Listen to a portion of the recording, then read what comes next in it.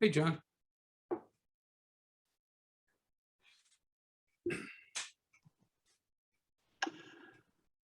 Are you there? Apparently not. Okay, can you hear me now? I can't hear you now. Yeah. Okay. I had my computer microphone turned off. Oh, I kind of like the blurred background. Yeah, I do too. That way I don't have to clean up behind me and everything there. Last time I put a big sheet over everything because I didn't clear off the couch. And now I use it as a staging area.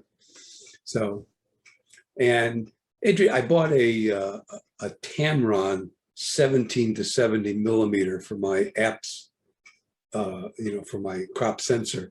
And I saw somebody was using it on their full frame because it's a 2.8. So I put it on my full frame and geez, it works like a champ. Yeah. Well, you can use APC on full frame cameras. All it does is just, it automatically crops it on a full frame camera. Right. Right. But I get the 2.8 from the nice lens. Yeah, you still get this. Yeah, you get the speed.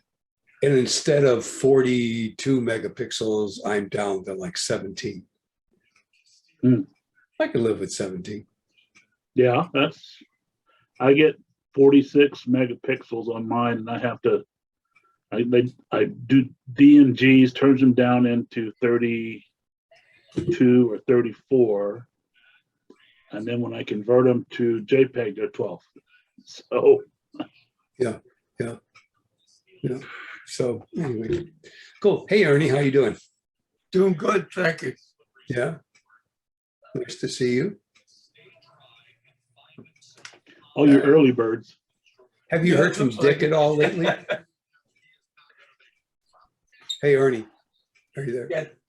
1 second, I gotta mute my TV. Oh, good. Watching Crazy Holy Moly, for some reason that is weird. I record it. Yeah. So I don't have to watch commercials. Yeah, I hate commercials. I can't do that anymore.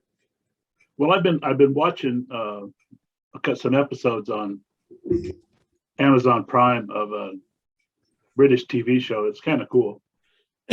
But it has commercials. It has commercials in it. Yeah, that's a hard one for me to do. And it just kind of and they want like $6 a month to get rid of it. Right. Get rid of the commercials. Yeah. I said, well, I'm already paying Amazon Prime to do stuff, and I don't need to pay them anymore. Yeah, the only one that does that for me is Hulu. I have somebody else's password that I use. Oh. And they've got the cheaper version. So I get commercials with that one. And they're long. They're like 2 or 3 minute commercials. Yeah, I know. That's same with the Amazon Prime ones. I think that what they do is they go to that IMBD website, right? And that's the one with the commercials.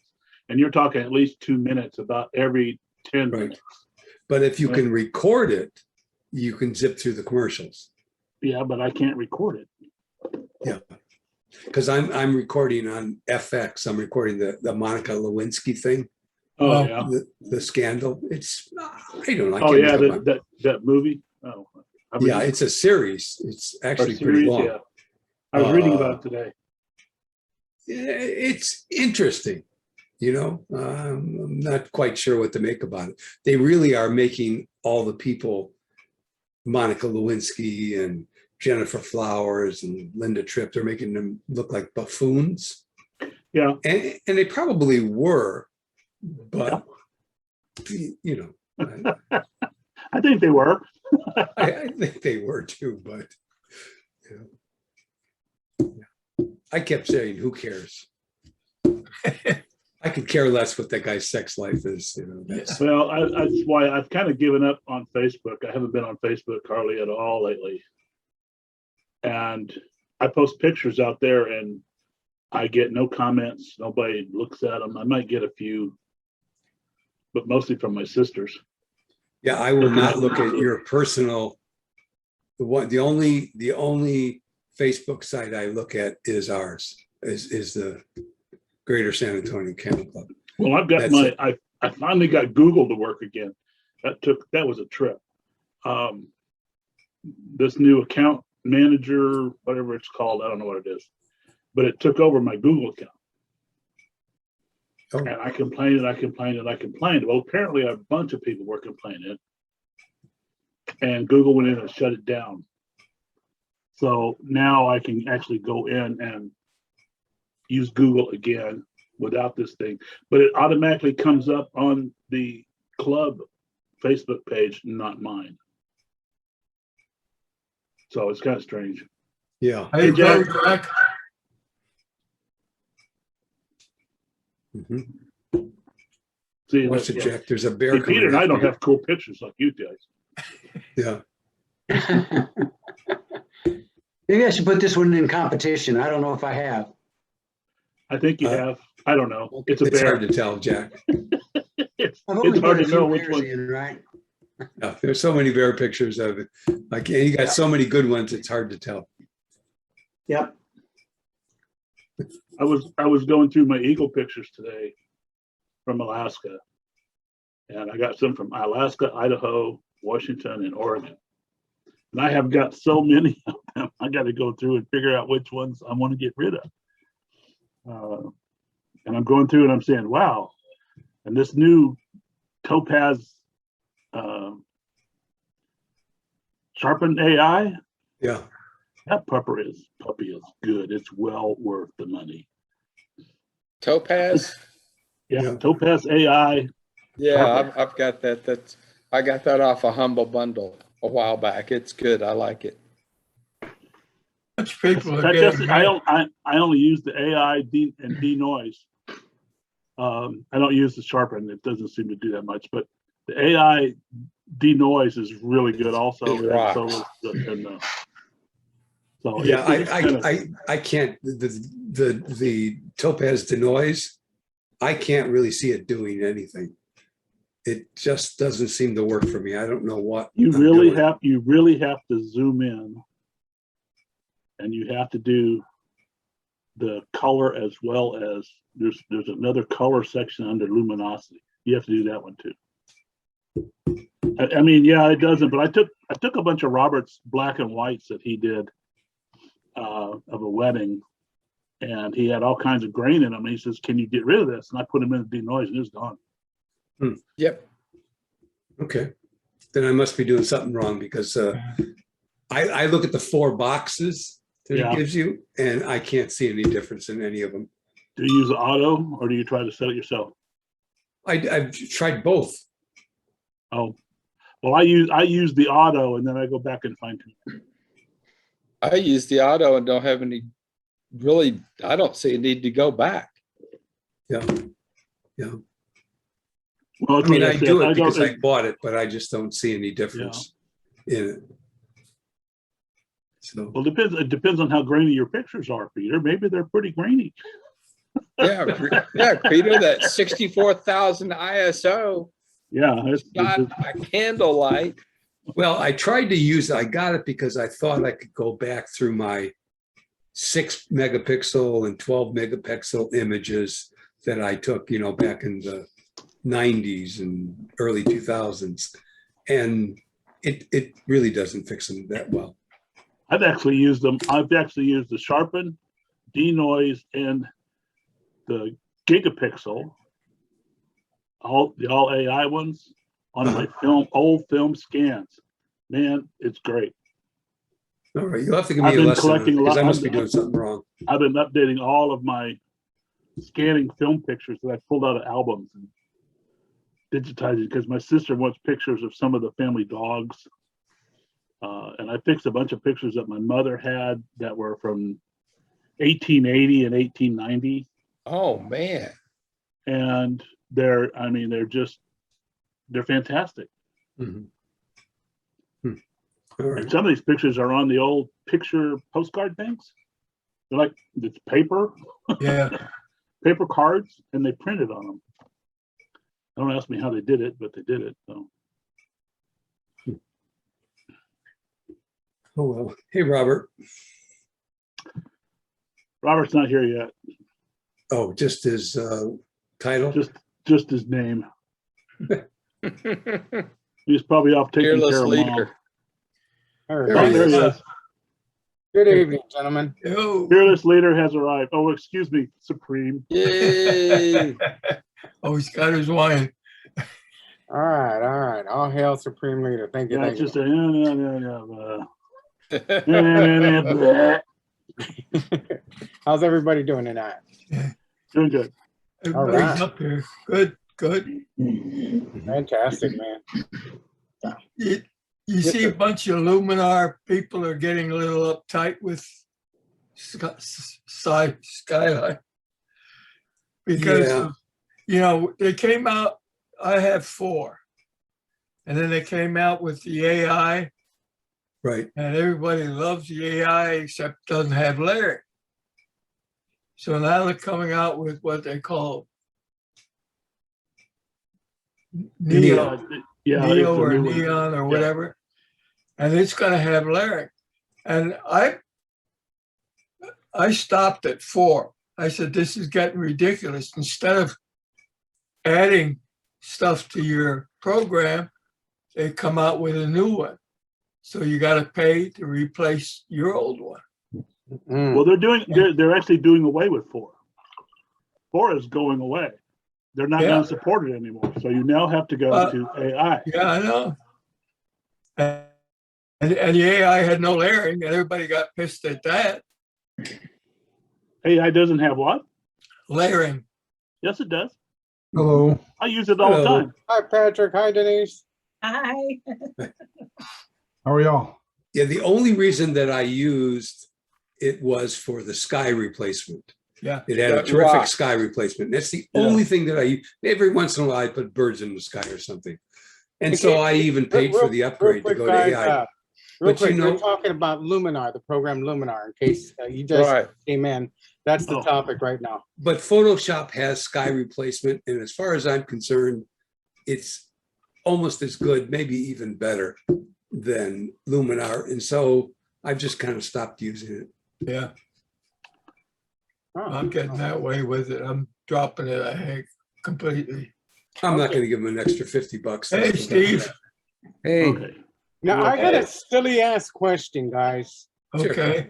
All right. So, Lightroom. Is it okay? I use it from time to time. I'm not that great at it, but is it called Lightroom Classic or what's it called now? Classic. Classic. So there's no other thing. Just There is another thing. There's Lightroom, but it's a cloud-based. Yeah. And the Okay. interface is different, a little bit Right. different. Okay. So everybody uses Classic here? Yeah. Yeah, All right. But I don't because like all your cloud-based. images I don't stay on like- your computer. That's one of the Gotcha. reasons why I got off on one, because on one started going cloud-based, and I don't use cloud-based. So Now, Peter finally got cloud-based, his way, and I switched to Lightroom. cloud-based just means that everything has to be saved up in the cloud or what? No, you have to be logged into the internet to use it. Oh, gotcha. Yeah. Sorry, man. I'm And not. you can get your low resolution images on your computer. Say you can't get an internet connection. You can still work on your images on a low resolution image, and you can make changes. And then once it connects to the cloud, it will update it all. It The will beautiful update. part about the cloud is that you got the same image on your phone, on your iPad, on your computer, on your laptop. It's all, oh, look at me, how blurry I am. Nice. I Put your thought that glasses was back just- on. Put your I glasses thought back that was on, dude. Robert's kinda like it. beer. That was Yeah. weird. Yeah. Let me see if I can fix It it. happened. It happened yesterday too. Did you take it off continuous? We got a mutant. There we go. I guess I shouldn't move around too much. I kind of liked it. So cool. All right. So, but I'm more classic Okay. than Yeah. all the cloud-based stuff. Yeah, you Well, are. that's a okay. classic, Peter. I sat and worked with Robert, for 6 hours on an image, and he Wow. didn't even submit it. What? What? I know. I feel horrible, but I learned a lot. I learned a lot, but I 6 got, hours we worked on that, and I had you doing it by yourself, and you still didn't submit it. Peter was I looking have- forward to it. I need practice on it. I really do. So That's pretty sad. that's the new order of the day. Practice Hey, on that. Yeah. You did nothing to practice. practice on, dude. You had it done when you left my house. All we did was take it off the computer and put it on a floppy, and it didn't work. On the Floppy. stupid thumb drive, it didn't work. Hey, I still use floppies. Oh, floppy. Right. Classic. Computer that That's would really even classic. floppies, or that you could put a floppy in. This is I have Yeah. two portables. This is my floppy drive. This is Oh, crappy yeah. $19 thumb drives off of Amazon. is it- you get I it- think I have one of those that's horrid. Oh. Yeah, I got some. I got Wow. a There you bunch go. of those too, man. Supposed to be like a terabyte, and I can't get anything hardly These- past 100 megs. These are because I shoot Sony. Oh man, that's a real Yeah. honest to goodness floppy. So Really? you have the Yeah. Mavic. Yeah, I shoot a Sony Mavica. That's all. Yeah. I shoot 1 megabyte files, so that's Wow. That's Oh, about dude, 2 of nice. those. 2 Holy files cow. per disc. I had one of those, man. I left it. I sat down at a table, turned my back, and that thing disappeared, man. Ooh, That was a cool camera. I don't have it hanging anymore. I still have platters. I got, this big Yeah, what? platters. Gotcha. They go. I mean, Oh, he's each- got each- it. Each one of them holds Oh, what, look at a megabyte. So Wow. yeah, there you Oh, go. wow. Does it work? A whole megabyte? A whole megabyte. Yeah. yes, it works. Wow. I can remember whenever they said your 10 megabyte hard drive was as big as you would ever need. Yeah. Yeah. Uh-huh. Why would you need anything more than that? My goodness. That's like Yeah. the what 220 or 320 megabyte, not megabyte, or Oh, no, Byte. gigabyte. floppy drives. Oh, Yeah, so it's like, yeah. Oh, I yeah. finally- how times have changed. Oh yeah. Y'all remember the Radio Shack TSR 80, I think it was? Yep. I have one. I've got a pair. You have one? Oh, yeah. Yeah, I'm I waiting. have- I'm gonna sell it. Oh, how much? Commodore 64 and a Trash 80 were my first computers. That was the first Peter? laptop. Peter, let me know how much. I have one of those.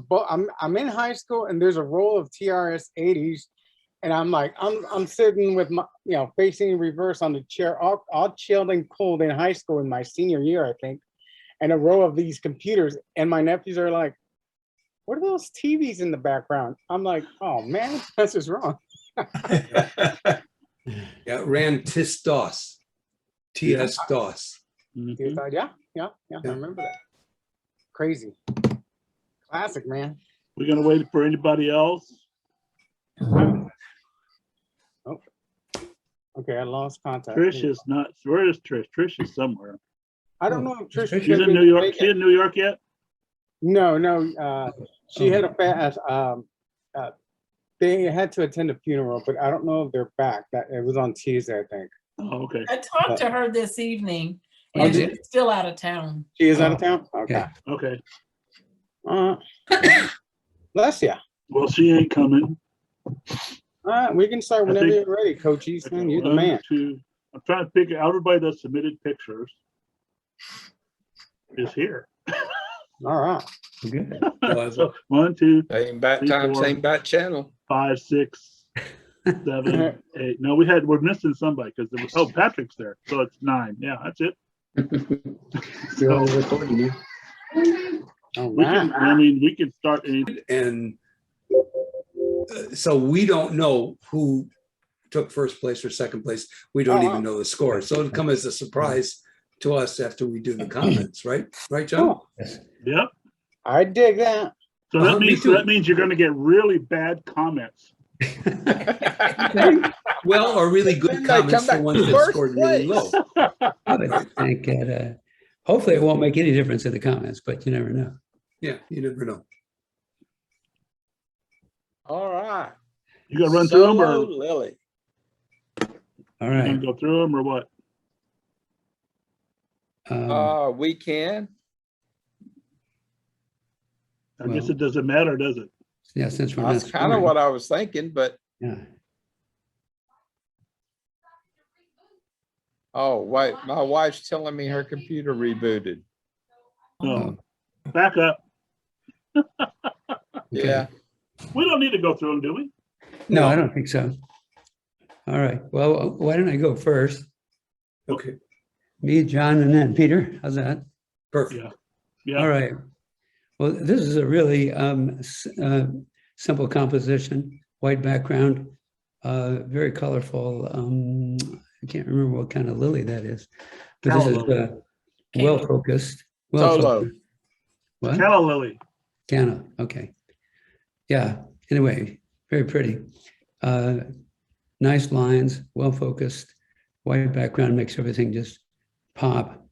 I like the composition of the glass vase there, and then with the green line leading your eyes out to that purpley pink flower there. It's very simple composition, but very elegant and nicely done. Who is the maker? Well, let me see if I can. I know who it is, but let me see if I can get there before Tammy does. Can y'all still see the flower? Yep. Yes. Yeah. Okay. I don't know what, always know what flipping that to the back does. No. Doesn't do it. Shouldn't do anything. Oh, Steve, I saw the other night one of your sunset pictures from the beach. Yeah, Made it. that's where I am. Nice. Yeah, I took Must a be picture nice. last night. I sent it in to Bill Taylor and he showed it. Yeah. Was a good one too. Really, a lot of Thank you. color. Thank you. Tammy's back. Okay, then she can get into it. I just muddled my way through into it. Well, we all know who it is. But it needs to be official. Yeah, but I don't know the score. We don't know the score. All right, I'm back. I don't Yay! Emmy's Yeah. back. All right. just rebooted. All right. So y'all need the score on this one? Yes, And who did it? 101. Yeah. 19. And who did it? Baker. Oh, Eric Budden. I thought so. Okay. Great question, guys. Is this as big as the screen is going to be at? Wasn't it bigger before in prior competitions? Yep, same size. Well, this is I mean, it's That's bigger. it's in a portrait. What's bigger? Oh, yeah, That's because it's in a portrait mode. right. So Like that? That's bigger? that's Yeah. good. Yeah. That is good, Okay, cool. especially for the portrait mode. All I did was change, I think I've changed the resolution on my laptop, but I just altered that, but it'll work. All right. Works for me. I'm happy. I have this All huge this screen in technical front of me. stuff. Nice shot, Eric. Yeah. Very nice shot. Thank Very you. elegant. Just going back to simple. Oops. Whoa, Oh, took a big leap there. Went too fast. That Now finger. we got white lines around it. What'd you do to it? Oh. Oh, Well, you changed the frame of it? Okay, I don't know. yeah. Let's Okay, say, John, the only thing I did was change the picture. you want It's to take this still one? black Peter, you're lines. gonna have to do this one. Okay. Oh, Well, here we have an image that, tells a story. It's in pictorial, so I guess it's really appropriate. It's got great tension in the back and kind of fades out into the background. And I'm not exactly sure what's Iranian protest. I can see the sign there. So, wow, whoever got to take this to see an Iranian protest, that's a really big deal. It probably would be better in travel or in photojournalism if we had that category, but it's a very striking image. Who's the maker? Oh, I know. John Kane, score 17. Yeah, it was going to go into photojournalism until we decided to kill it. Would have did great. I was going to put it in travel. Or And travel. I just would have thought been I was also going to put it in black and white because I got a black and white version. But this is I took this in Oslo in 1980 Oh, really? right after the fall of the Shah of Iran. Wow. And the Ayatollah took over. And this is the People's Federation guerrillas. And there are two groups. This is a group that doesn't like the Ayatollah. Mhm. And there's another group called the People's Federation of the Guerrillas that like the Ayatollah. And anyway, one's called the Iranian Federation Republic and the other one's called, I don't know, something else. But it was very cool. The guy had to explain to me what was going on. And I just thought it was there. It was actually it's a mall that's partially underground. And this is the lower level of the mall. And up above is the sky, but it was and kind that's of why cool. it should have been in photojournalism or travel, because the story is really more than the Yeah, I was the going to story put it is- in. I guess I should have put it in travel. Story is everything. I'll Oh, put the well. black and white in travel since it didn't win. How's that? There you go. Okay. Okay. This Ah. was your John. Yeah, I really like this image. It's a very, very great picture of a beagle. Sharp eyes. I mean, the texture of the fur. It's just a good blurred, bokeh background. And what you need to see and what needs to be sharp is very sharp. Mhm. So I just really liked it. Who's the maker? Jack Smith, third place, score of 20. Great shot, Nice, Jack. very nice puppy. Very cute. Well done, Jack. Sweet. He's a sweet puppy.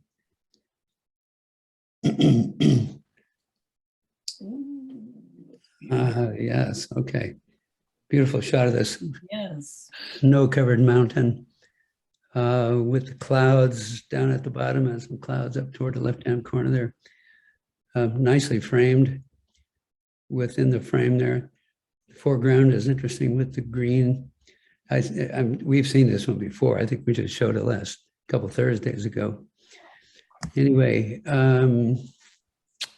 what can I say about this? It looks like the mountain, I don't know if everybody would agree with me, but it looks like the mountain is slightly out of focus. I think it would be nice if it was a little bit sharper. But otherwise, I mean, it's a really striking image. I mean, the mountain is the thing. I mean, with the sun coming from the side, you get the shadows, which gives you that nice three-dimensional appearance to it, like it pops. Nice image. Who is the maker? Patrick Murray, score of 18. Okay, Patrick, how do you say this name?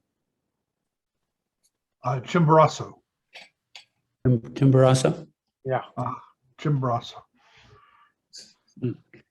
First Yeah, off, so we saw this on at the last meeting.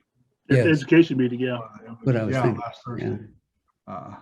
So does it look out of focus? It does to me. That's why I asked, is do other people think it looks out of focus? I think the It foreground doesn't is very, really the look foreground's pretty very soft. sharp.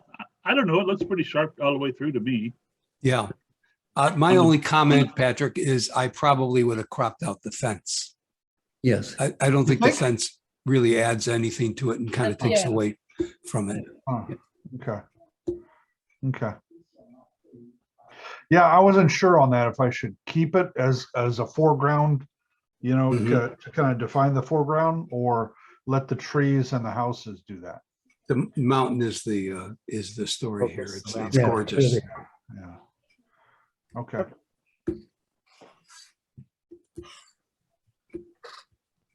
And yeah, so what I was saying last week was that I was trying to do some like sculpting on the clouds there to kind of give them more dimension. Yeah. And so that they're a little darker than they were in the image we saw last week. Oh, So I was going through there in Lightroom with the adjustment brush and just kind of trying to darken some of those areas so they have a little bit more dimension. yeah, you definitely gave it depth. That looks like it. I like. Oh, thanks. Yep. Okay. All right. Okay, John, Study and reflections. you better take this one, John. Yeah, well, I already know who it is. Yeah, I know. This, no, this is this wonderful image, the great reflection. I don't know if this is one of those flood images or not. I don't think so because of the boat in the front, but it's still a very good reflection. You get of the building, of the boat and the line, and I mean it's the pathway, the people. It does look like it to me. It looks suspect because normally the reflection is more flat versus equal on the top and the bottom, but still it is a great image. It's got some good value. You got the lighthouse in the center. You kind of got the boat at the bottom third. You've got the shoreline in the middle third. And nice sky. It's kind of muted colors. Yeah. So, but I think it's reminiscent of the maker. Who's the maker? Peter Florisak, second place, score of 21, finally. Because it went through several rescores. Several rescores. Peter, is this a flood image? It is a flood. It's a double flood image. Oh, a double The flood diff- image. Okay. I actually had to cut out the boat and put it on its own layer into a flood On the reflection boat. of the boat, and then put the two together And blend them together. Okay. and blend them together because I That's thought why the boat added. that's why a the lot. that's why the reflections are so perfect. Right. Yeah. Nice. That's Very the nice. one bad thing about flood. Gives you imperfect reflection. Is that a replacement sky there, Peter? Oh, yeah. Yeah. And I did that in Photoshop rather than in. Is that the new sky Lumina. replacement? Yeah.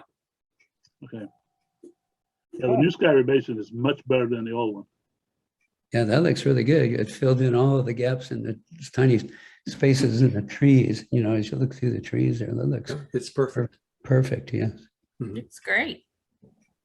I have no clue where it's at. I'll have to look for it. Stop laughing at me. The blogger. Yeah. Well, Okay. this is, it's my turn, right? It is. I'm sorry, Peter.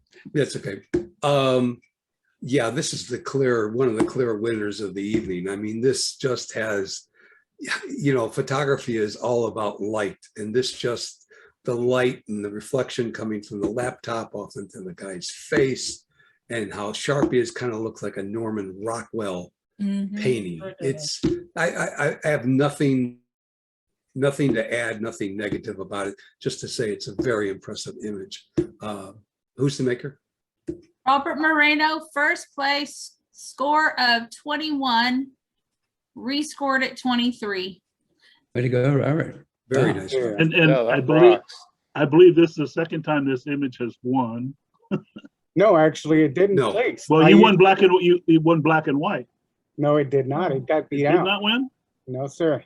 That's Oh, the I only thought it way you did. can reuse a photo. If it didn't place in a Oh, different that's true. If category, it didn't place, you yeah. can use it. But it was And- last year. But I mean, it was a great black and white. I remember. It's even better in color though, Robert. Much Oh, I better think color. so, too. It- Yeah, let the me- warmth. the guy just Yeah. pops, Good. man. I mean, That's I was, perfect. like I said before, I was drawn to this guy when I saw him, when I walked into the cafe, and I'm like, I had to get myself in a spot so I can take that shot. Nice. Cool. Gracias. Yeah, the warmth, the intensity of his face, just and all the detail. Very nice. Everything. The napkin and the lap. 4th of July. John, would you take this one, please? Give it to the firework guy, huh? Yeah. No, I really like this. I mean, he did a great job with the fireworks. I Thank mean, it was had to be. I don't know if they all went off at the same time, if it's a composite, or generally you don't see this many come off at the same time and captured at the same time with the same image, which made me believe it was probably a composite. But still, even as a composite or as a straight image, it's almost perfect capture of fireworks. you get the trails going up, you get the trails going to each burst. And I think it's just the gold color, I think, is what really makes it stand out. And that's why I think it's very hard to see. But see, you've got colored streaks, which is kind of, I don't know if that's just another fireworks going off that haven't burst yet or what, but you got a red streak on the right, which means there's a red firework going up. You've got a red streak in the middle. It looks like there's another red firework going up. So it's just kind of cool because you can see the different portions of the image, and I really like it. I know who the maker is, but who's the maker? Steve Manchester, score of 18. Okay. Excellent job, Steve. That really was. Thank you, John. That's just a Very 2.5 second exposure, just only one exposure. Just only one exposure. Okay. Just So they out all there. went up at the same time? Yes, yeah, or they were going up. So I don't know. I don't know what I don't see how they could possibly have all exploded at the same time. They, and therefore not have some of them bigger and some of them smaller, Yeah. unless each one of these just had a limited, amount of explosion and then they disappeared. I don't know. Yeah, it's Anyway. kind of, it's hard. And that's one of the things that when I talk about fireworks is that you have one at the top, which Mhm. had to be launched first.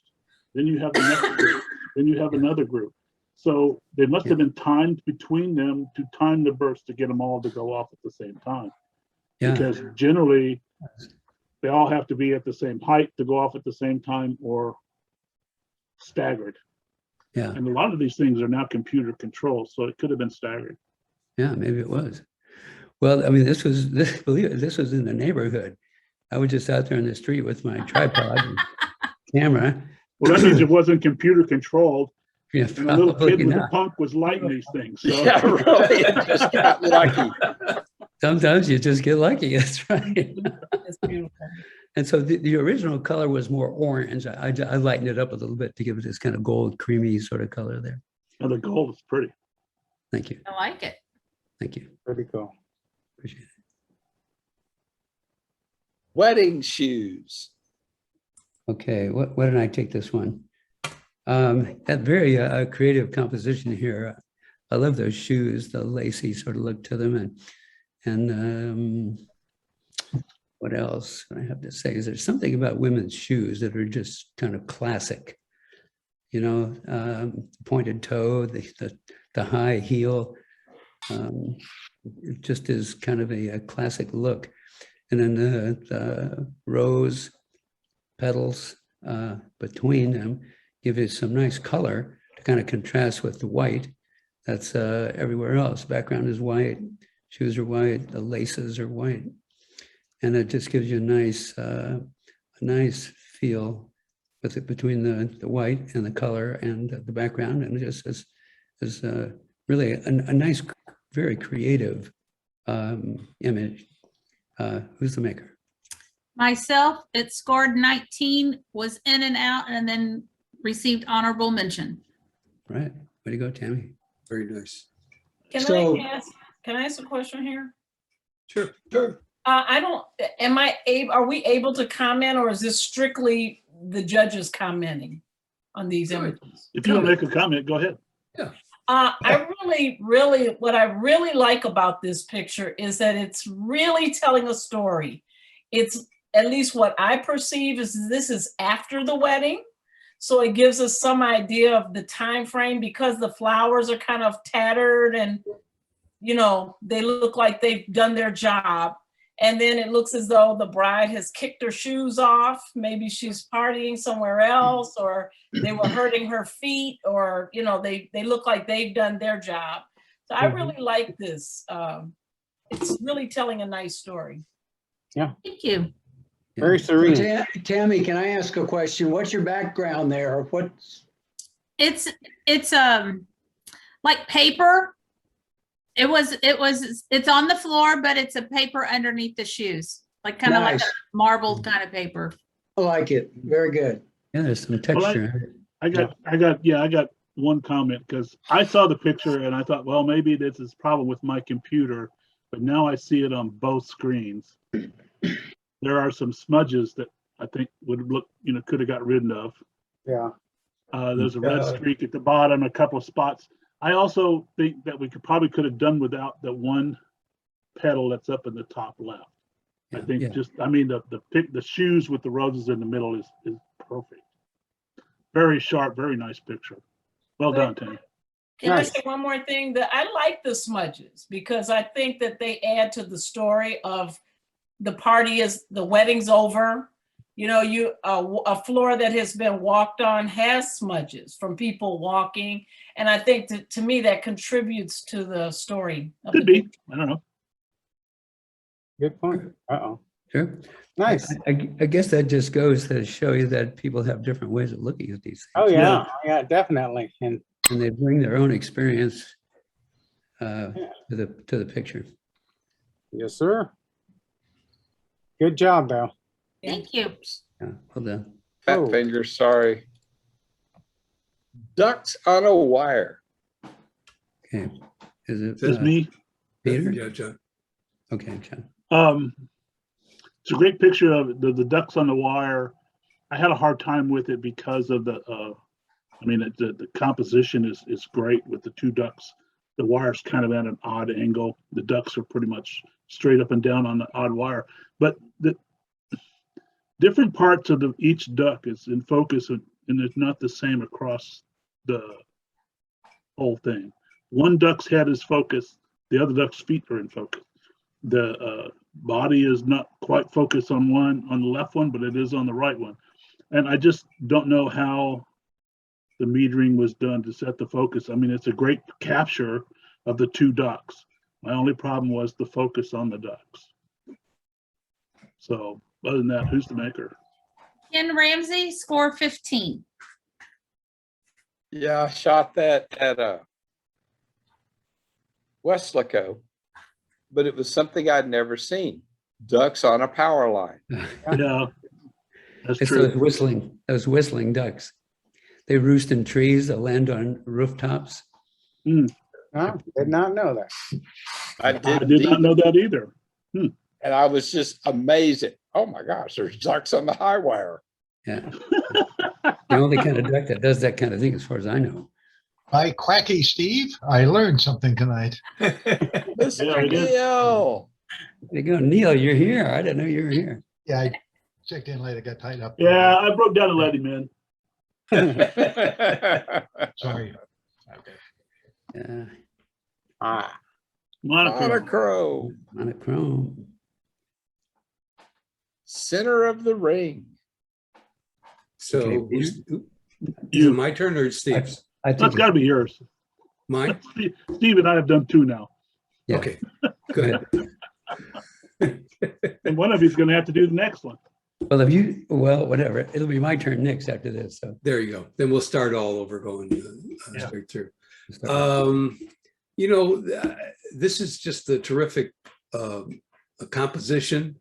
It's perfectly symmetrical, and yet the flower itself is not symmetrical, but the image is. It's cropped pretty much square from what I can see.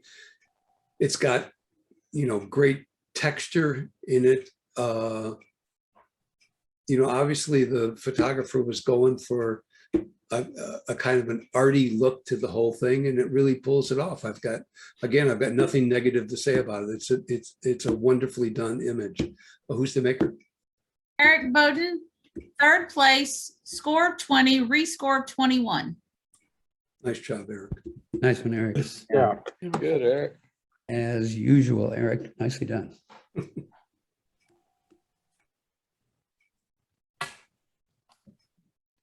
That's not what I was expecting. Mr. Bills Ford. Okay. All right. Well, this is designed to be humorous here. It's this monochrome image. I'm not sure what that symbol is there on this circular thing, but I don't associate that with Ford in any way. Anyway, so you got the two arms with the little round things at the end there, and so you got the arms and the rest of that coming down forms something that looks kind of like a man, like Mr. Bill. Anyway, so it's obviously a Ford. You got Ford down there. I think the exposure is good. It's sharp where it needs to be sharp, symmetrically presented, and very interesting. Who's the maker? John Kane, score of 18.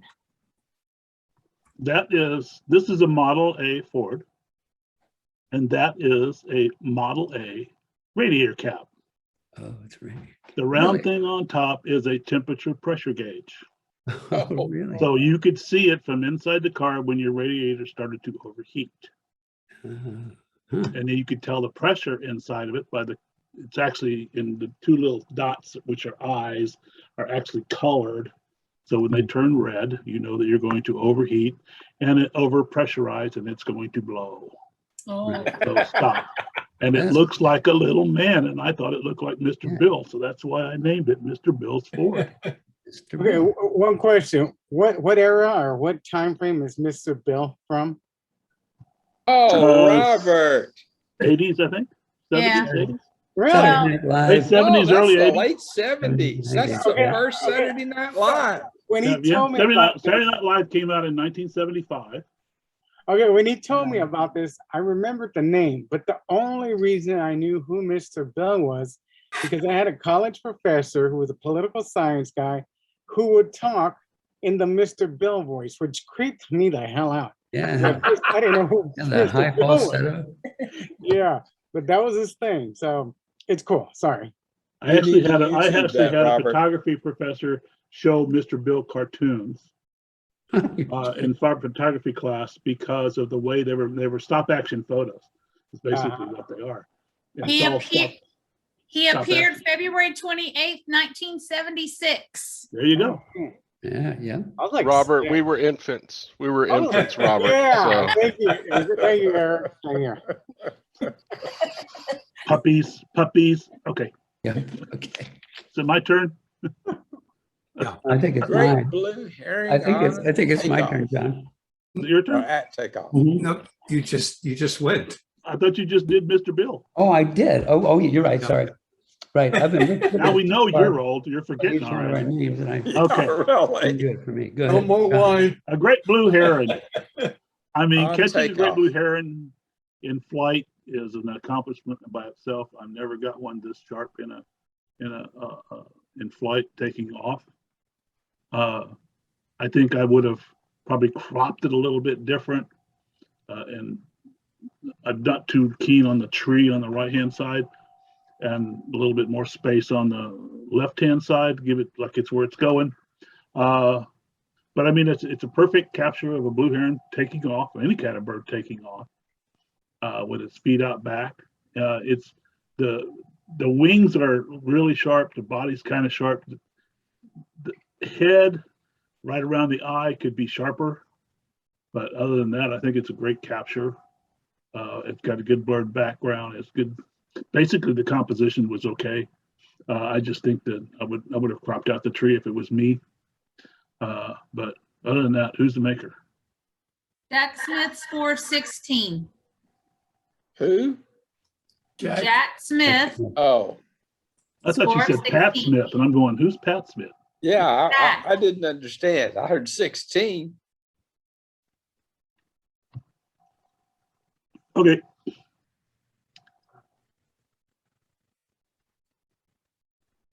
Hey, Peter.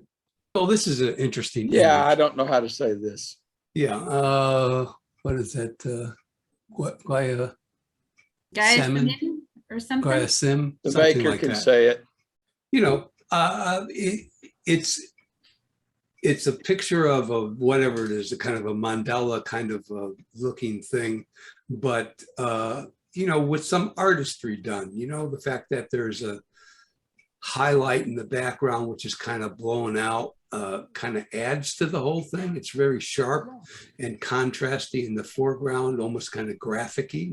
It's graphics anyway. And I just think that the photographer did a wonderful job of capturing this image and, you know, decided to center it in the frame really well. So it's a great job. Who's the photographer? Patrick Murray, score of 18. Okay, Is that a lamp- Patrick, how do Patrick, you is that a schedule lampshade? this? Do what? What's that? It was a lampshade.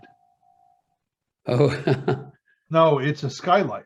Ceiling, Oh, a yeah. skylight. Okay. This is a skylight. The light in the middle is a skylight, and then Oh, the there's sun. a dome, and then the figures are around the dome. Yeah. And so this is in a museum, and so when you're looking at it from down below, it looks like they're dead and they're going up to heaven through the skylight, or they're going down to hell, whichever one,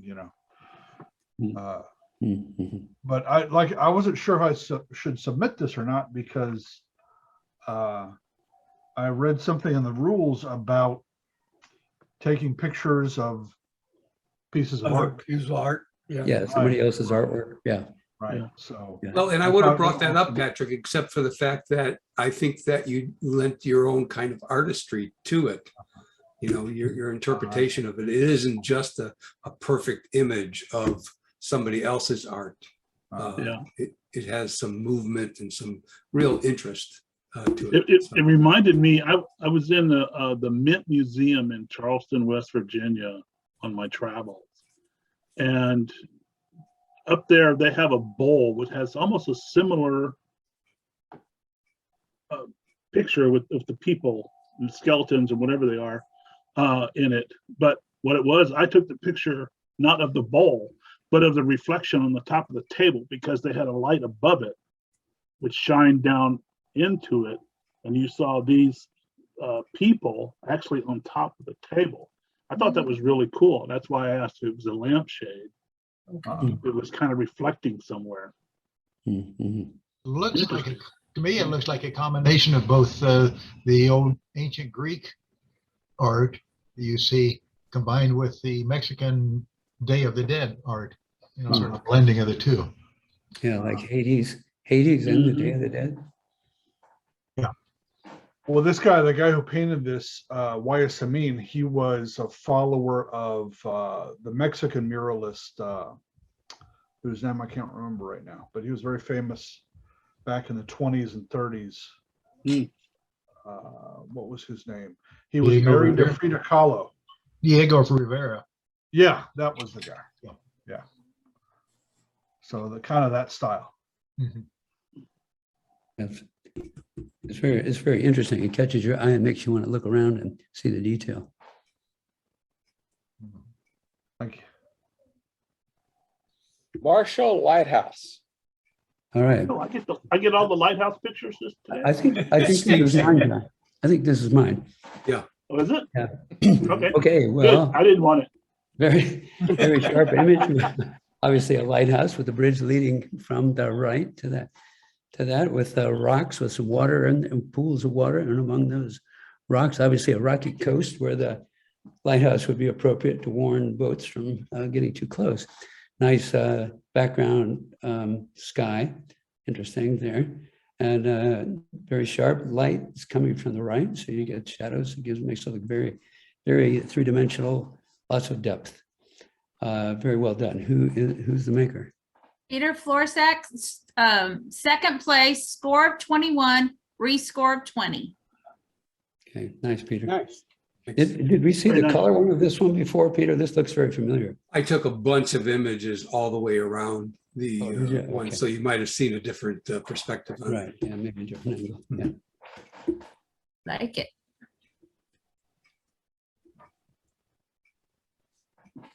Nature photography. John, is you got to not go easy. on this one.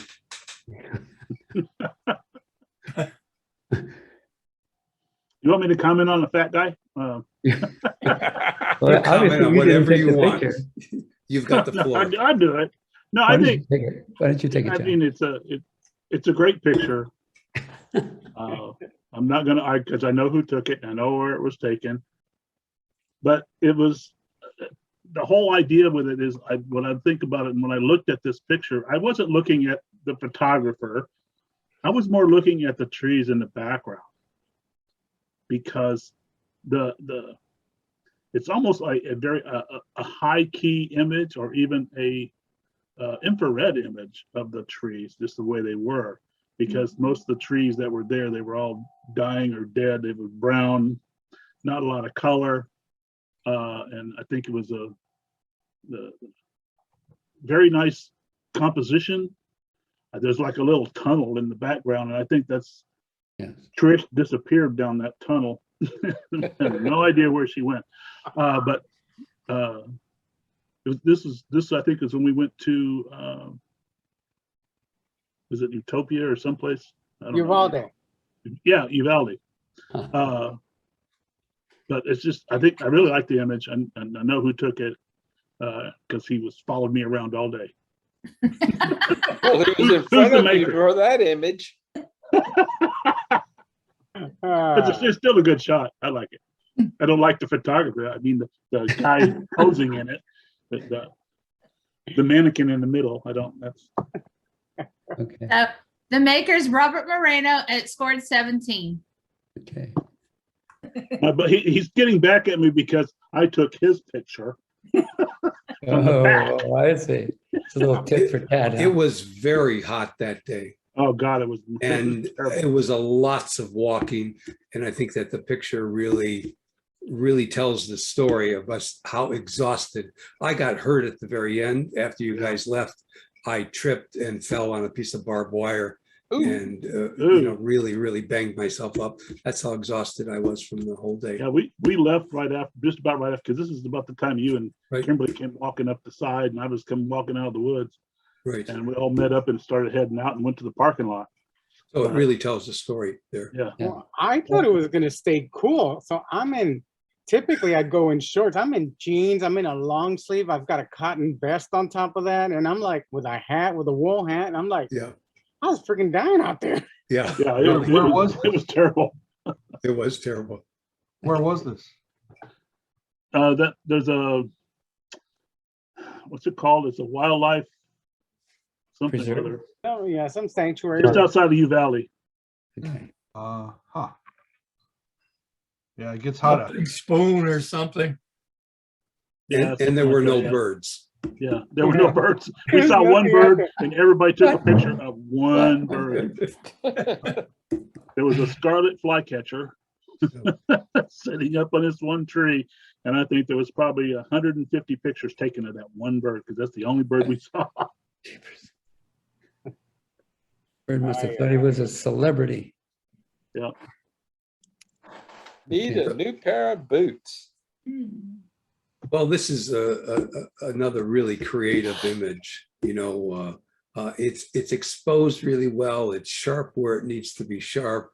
The little pattern in the boots just kind of replicates itself all the way through. It's cropped really well. It's just another exceptionally well done image. Who's the maker? Steve Manchester, honorable mention, scored 20, rescored 20. Nice job, Steve. Great, thank you. This was down at that huge flea market south of town. That big old one that's several acres. This Osmora. I don't remember. what Traders it's- Village? Yes, that. That's what- Highway 16. yes. Well, I don't even remember Talk that. about south of town. Yes, yes. Yeah, it's that's kinda on, south. the big one on Highway 16. It's huge. Yeah, it must be. Anyway, so yeah, so I had a Canon 7D with a Tamron, I think it was 13-300 or 15-300. Anyway, and I took this picture and I thought, oh, I liked it, but for years, see, in one of those boots, in the dark part of the boots up near the top, there was a white label. And I tried as hard as I could to get rid of it and make it look smooth. And the healing tool that I was using just wasn't working at all. Because I use Photos, which is part of the MacBook Pro, it comes with it. And so those tools update from time to time. And now I can delete something and it doesn't show that it was deleted. So finally I was able to get rid of that white price tag or some sort of tag and finally decided to submit it. Awesome. Cool. Very Cool. nice. Hey, thank you. Cool. If, you guys need to pay attention and notice all the rescores that we had Yeah. Yeah. last night. Several rescores. rescore, and rescore. Yeah, lots of Rescore, rescores. yeah. Okay, all right. Well, this is a very interesting photograph. I love this. The woman that's there, she's dressed up in a white dress. Perhaps it's her wedding. I like the way her hair is done. She's got that glance to the left, which is really cool to catch that. Flowers all around, frame her up very nicely. But I think would improve it would be to crop it down from the top a little bit because you've got a lot of room there with that I think is distracting. So I think cropping it down maybe from both corners toward the middle would make her more the center of the picture. And I think that would be appropriate because she's obviously the subject of the picture. And there's also a kind of a wide white line that starts to the right of her face and goes up, I guess, for our left and goes up to the top. I think that's a little distracting too. I'm not sure if anything could actually be done about that, except maybe change the angle from which the picture was taken. But otherwise, it's sharp. I think the monochrome is actually a nice fit for this picture. Who's the maker? Myself, it scored 21, then rescored 21 and got first place. Excellent. Very good. And we there was this is one of the ones that we had. What we had several. Yeah. ties. So Peter, I beat you. Yes, you did. And well deserved. Well deserved. Yeah. Tammy. I actually Thanks, fought Peter. to get this one in the first place because Yeah. I don't know how many times we rescored it several times, but we kept coming up with the same score. That's what she doesn't tell you. Yes. It was rescored 21, came in at 23, but it was rescored three Not times or twice. 4 times, and it kept coming back with the same score. Yes. Yeah. Tammy, It's I a have a very question. creative So I capture. changed the scores on my score. I changed it from the previous one to mine, which was I think Peter's. I changed Peter, gave Peter a 2, and I gave her a 9, and that's how she won first place. Well, I'm glad you let me know that. Thank you. No, I really like the image. I think because I disagree about the cropping. I like the vignette around it. Well, I like the vignette too, but I just think it should have been brought down from the top. True. I mean, it's probably more of a 11 by 14, 11 by 17 size. I should have commented about the placement of her hand. I think that's very nicely done too, Yes, it is. right under her chin there. Tammy, I had a question. Very Yeah. sharp too. Is Yes, sure. Did you pose her this way, or are you a second shooter by chance? This is actually done at a styled shoot. So we each take our turns of posing and stuff. So So- you were the primary on this shot? It's hard to say because there's so many shots of doing different things. So Okay. I'm not sure, but Okay. I got a good angle. Yes, you did. Definitely. Good. All right, I was just curious. And I was- the white behind her is actually, it's a window. Yeah. It's the I thought it window looked like frame. a frame or a window. Yeah. Yeah. It's perfect in black and white, I think. Yeah. Yeah, it's beautiful. Thank you. Nicely done, Tammy. Thank you. Nature. All right. That's my turn. Lunchtime. Right. No, this isn't Rocky Raccoon. That's 2 more pictures down. But this Yeah. is This is Sammy. Right, Squirrel. this is Rocky the Geico Flying stunt Squirrel. This is Rocky the Flying Squirrel without wings. And he's, I really liked it because I thought it was kind of funny. He has this kind of smile on his face and the glint in his eye, and he has something in his hands that he's looking at. Like, I don't know if he's saying a prayer or he's looking at somebody's that they're coming to take my food or what it is. But it's a very good image, well composed. It is perfect. I love the bokeh circles in the background. I would say that it looked like somebody took this with a mirror lens. That's how you get those circles, or you get donuts and stuff. But it's a great image, very sharp. The fur is really good. The eye looks to be fairly sharp, but I can't tell because it's got the glisten in its eye from the sky and the tree. Looks like trees in the back in his eye. So, but it's a really good image. Who's the maker? Eric Bowden, score of 18, rescore of 17, went in and out and came out. Yeah. But he has that look of guess what I've been up to or guess what I'm going to do. Mhm. Yeah, that's what makes the picture. I think it would have been good to crop out that bright green thing on the left. I think that would One on have. the right, yeah, probably, That's- but Yeah. Well, this I is- actually, doesn't, to me, it didn't distract from it. So I wouldn't, Could you mainly see him? This was about a 90% crop in from the original photo because the original photo was much larger. Mhm. So anyway, but yeah, he was sitting there after he's sitting on the railing of the patio and just he was just chomping down and having a good time. So I snapped a picture and zoomed in and decided to make it nature, even though he's on a man-made platform. you don't see it. Yep, Cool. okay. And show. Wow. Looks Cool. nice for a cropping. Very good. Victory butterfly. Well, this is a really interesting composition of a butterfly. It's something that you don't normally see. Normally you see the beauty of the wings. And this is, he's light, he's airy, his wings aim off toward the corners.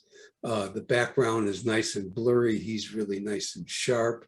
It's a wonderful capture. Who's the maker? John Kane, score of 18, rescore of 21, came in third place.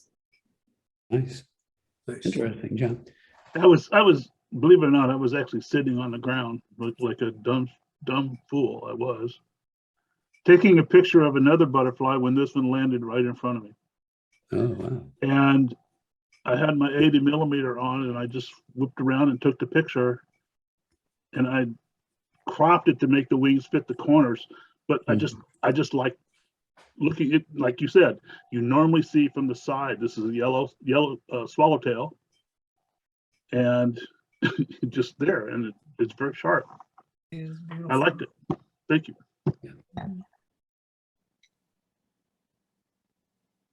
Rocky Raccoon. There's Rocky. All right, Rocky Raccoon. Well, he's a pretty cute looking critter there. Excuse me. His eyes are looking right at the camera. It looks like his eyes are in focus, which is probably the main thing. He's got highlight in his eyes, which really adds a lot to it. You can see his whiskers and his shiny little black nose and his little ears with the hair, with the fur coming out of his ears there. So looks like the face and head is mostly in focus and the rest of his body is out of focus. It's a nice composition that way, with the head to the left, kind of upper left corner, and then the rest of the body, you can see the fur there, but it's just out of focus. It's very cute. This is a very cute raccoon image there. Well done. Who is the maker?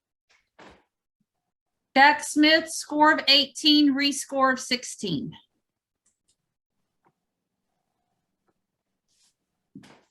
I have a thing against raccoons. That's all I gotta say, man. Good thing you weren't a judge. Yeah, really. Don't you think they're cute, Robert? Well, okay, may I share a short story? I'm in Colorado Bend State Park camping, right?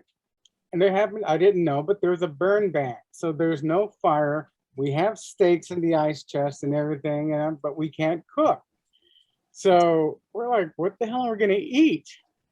Of course, we're having a few drinks, that's a sidebar. Anyways, next thing I know, I tell my buddy, hey, what's that noise? You got a flashlight? Shine it over there. So he shines it. So what do you see? You see, I wish I had a camera. A raccoon, little, you can see me. He's like this. He's holding up the lid of the ice chest, and he's got a pack of our tortillas in his other hand like this. And we shined the light on him. He's like, mouth open, wide-eyed, and took off. I'm like, And you were left yelling, thief! Yes, yeah. Little did I know, and I'm like later on, I'm looking for the avocado, and it's like, it's gone. So he's making avocado tacos. That was hilarious. I've never dealt with a raccoon before. I'm not a nature guy, so freaked me out a little. Okay, done. That's my contribution. That's a good story, Robert. It was hilarious. It freaked me out. Alter. Oh, nice. John? Oh, this is mine? I think so, yeah. Well, this is reminded me of I can't remember what it is in Big Bend, but I know that but there's no snow on Big Bend. I think it's the mule ears or something like that. But it's a very interesting picture. I like the fact that it's got the snow, and the clouds going across the top of it, and it looks like the light is the sun is shining right down the center of the picture and reflecting off the bottom, and the clouds cover up the top, so you get a shadow. And I think really like the image. I like the picture. It's cropped nicely. I mean, there's not a lot of, you've got trees in the foreground, fades off to the haze in the middle ground, and then you got the snow in the background. So it's got all the different things. The clouds are good. It's looks to be very sharp. But this is another one of them places, I think, with a name you can't pronounce, so we call it the altar. Who's the maker? Patrick Murray, score of 17. What's the real name, Patrick? No, that's it. It's called altar or altar, and that's how they say it in Spanish. And it's supposed to look like an altar at a church, I guess. Yeah, it does. Actually, to me, it looks like, I don't know if you've gone to not Ruidoso, but Sedona, and looked at the bat wing. One of the mountains in the background in Sedona is called Batwing, and it looks like a bat. And that's the first thing I thought of was a bat. Huh. Because you see the peaks of the wings, or the two peaks on the sides, and the centerpiece, I see 2 ears, 2 eyes, and a mouth. Yeah, I see it, John, now that you say so. So Especially that's the first thing I thought of was the Bat Mountain in Sedona. I'll have to go see if I can dig that up. It's kind of a cool image here, cool mountain. That's very good shot. I like it, Patrick. You know, Patrick, at first, the foreground, the trees bothered me, but now that I take it in, it doesn't. It's necessary to me because it shows how much depth you have from the foreground to the mountains, considering the terrain in the background in the midsection. So I really like this. It's nice. Is this an active volcano?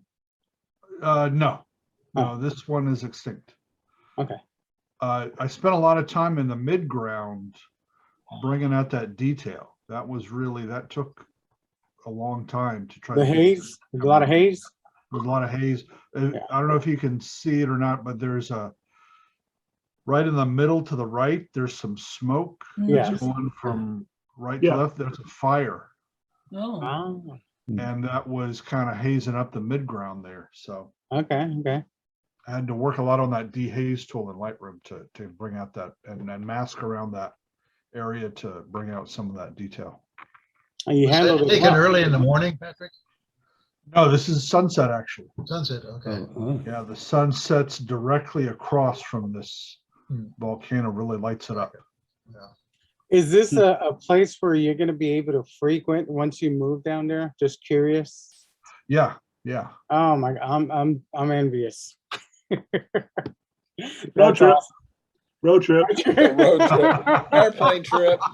He's planning on visiting. Patrick, buddy, cuz, how you doing? Yeah, this is actually taken from from my living room. Oh my God.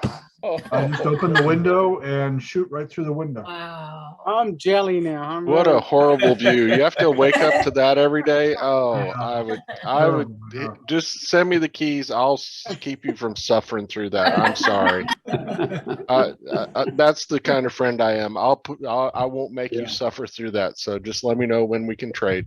Quite generous, Eric. I I appreciate will be your manservant. I'm sorry. I'll take my camera and be your manservant. Very cool. Nice shot. it. Thank you. Perdonales. Steve, you have to take this one. Oh, okay. All right. Well, this is a nice waterfall shot, obviously on a river. The water slowing down over the rocks. You get that nice feel of movement there. It looks like it's kind of an in-between exposure. Some waterfalls, there's there's a long exposure and you get that kind of milky sort of look, and some where you get that freeze and you can see the individual droplets. This one looks like it's kind of in between there. But it definitely gives you that feel of movement of the water. Nice foamy water there in some places, and you can see the river in the upper right there. It looks like there's waterfalls up back there too that I didn't notice before. But you get that nice feel of the river flowing from the right over to the left and then back over the waterfalls over to the right. Yeah, it looks well exposed and a very interesting shot. Who is the maker? Oh, I guess we know. Peter Florsack, it scored 18, then rescored 15. I like it. I have one question. Yes. Was Pedernales at this point like under some kind of like flash flood warning? Because that looks pretty like it's got quite a bit of water. Typically, it's kind of more. Well, I took it last week when I was camping there, and by and large, it was fairly dry. But then we had some huge thunderstorms come through the night before, and it perked up. And then over the days, it got less and less. But this was flowing pretty good. And Steve's right. I did it in between. I did it like at about a 15th or a 30th of a second to get just some movement in the water, but not that silky smooth. And I didn't want to get it extra sharp. So just kind of experimenting. Yeah, because it had to just rain, because normally the falls back there in the back, yeah, you get just a little trickle off to the right hand side. And they were after a couple of days. Yeah. They dried up again. And if you walk more, there's another falls back behind that. So. Right. Wow. How difficult was it to get to this point to get back up out of that river area? Not hard at all. No. Okay. It's a pretty easy hike. You come down the some man-made stairs, and then there's a little bit of stepping over rocks and things, and then you get off, and the rocks are fairly smooth, and you just have to be careful you don't fall in the crevasse.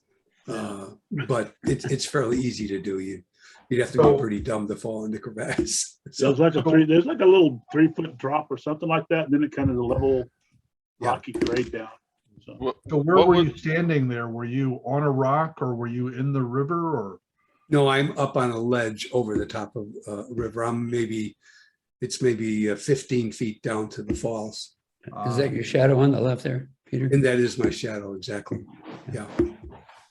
I remember there's usually not this much water flowing at Pedernales. So. Not this time of the year, right? No, you have to go there right after a rain, and a lot of times they won't let you in right after a rain. It's too dangerous. Too dangerous.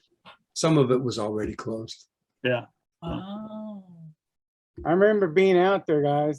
This is like years ago, and I'll be honest, maybe 200 pounds ago, and I had a dickens of a time getting back up. Oh, yeah. But I loved it. Getting up is not as easy as going down. Yeah. I mean, I actually unless you're Peter. I rode my bicycle all the way here from the campground. Wow. And just to where the stairs were, did this whole hike, spent the day out here, had breakfast, and like 11 o'clock when it's like 95 degrees, got back up. My bike had a flat tire. I had to walk 4 miles back with my bicycle. My goodness. Because I didn't have a patch kit. No, nobody cares about that, but it was. I was with them. Then if you had the patch kit, you wouldn't have the air pump. Yeah. Some of you guys know, as big as I am, and even as I was bigger, I did bicycle ride. So I remember being again in Colorado Bend and had a pinch flat. And I'm like, oh hell, and I'm camping there. So I'm like, hell no, I'm not gonna walk this thing to the campsite. I just dropped it and camouflaged it with leaves and branches and left it there. And I had to walk my ass back to the campsite, drove my vehicle back, and then picked up my bike. I was not gonna walk it all the way back. Yeah, I had to walk it off. You should buy my extra bicycle, Robert. It's built for you. Oh, we'll get together and check it out, man. I've got a mountain bike that's just perfect for you. Awesome.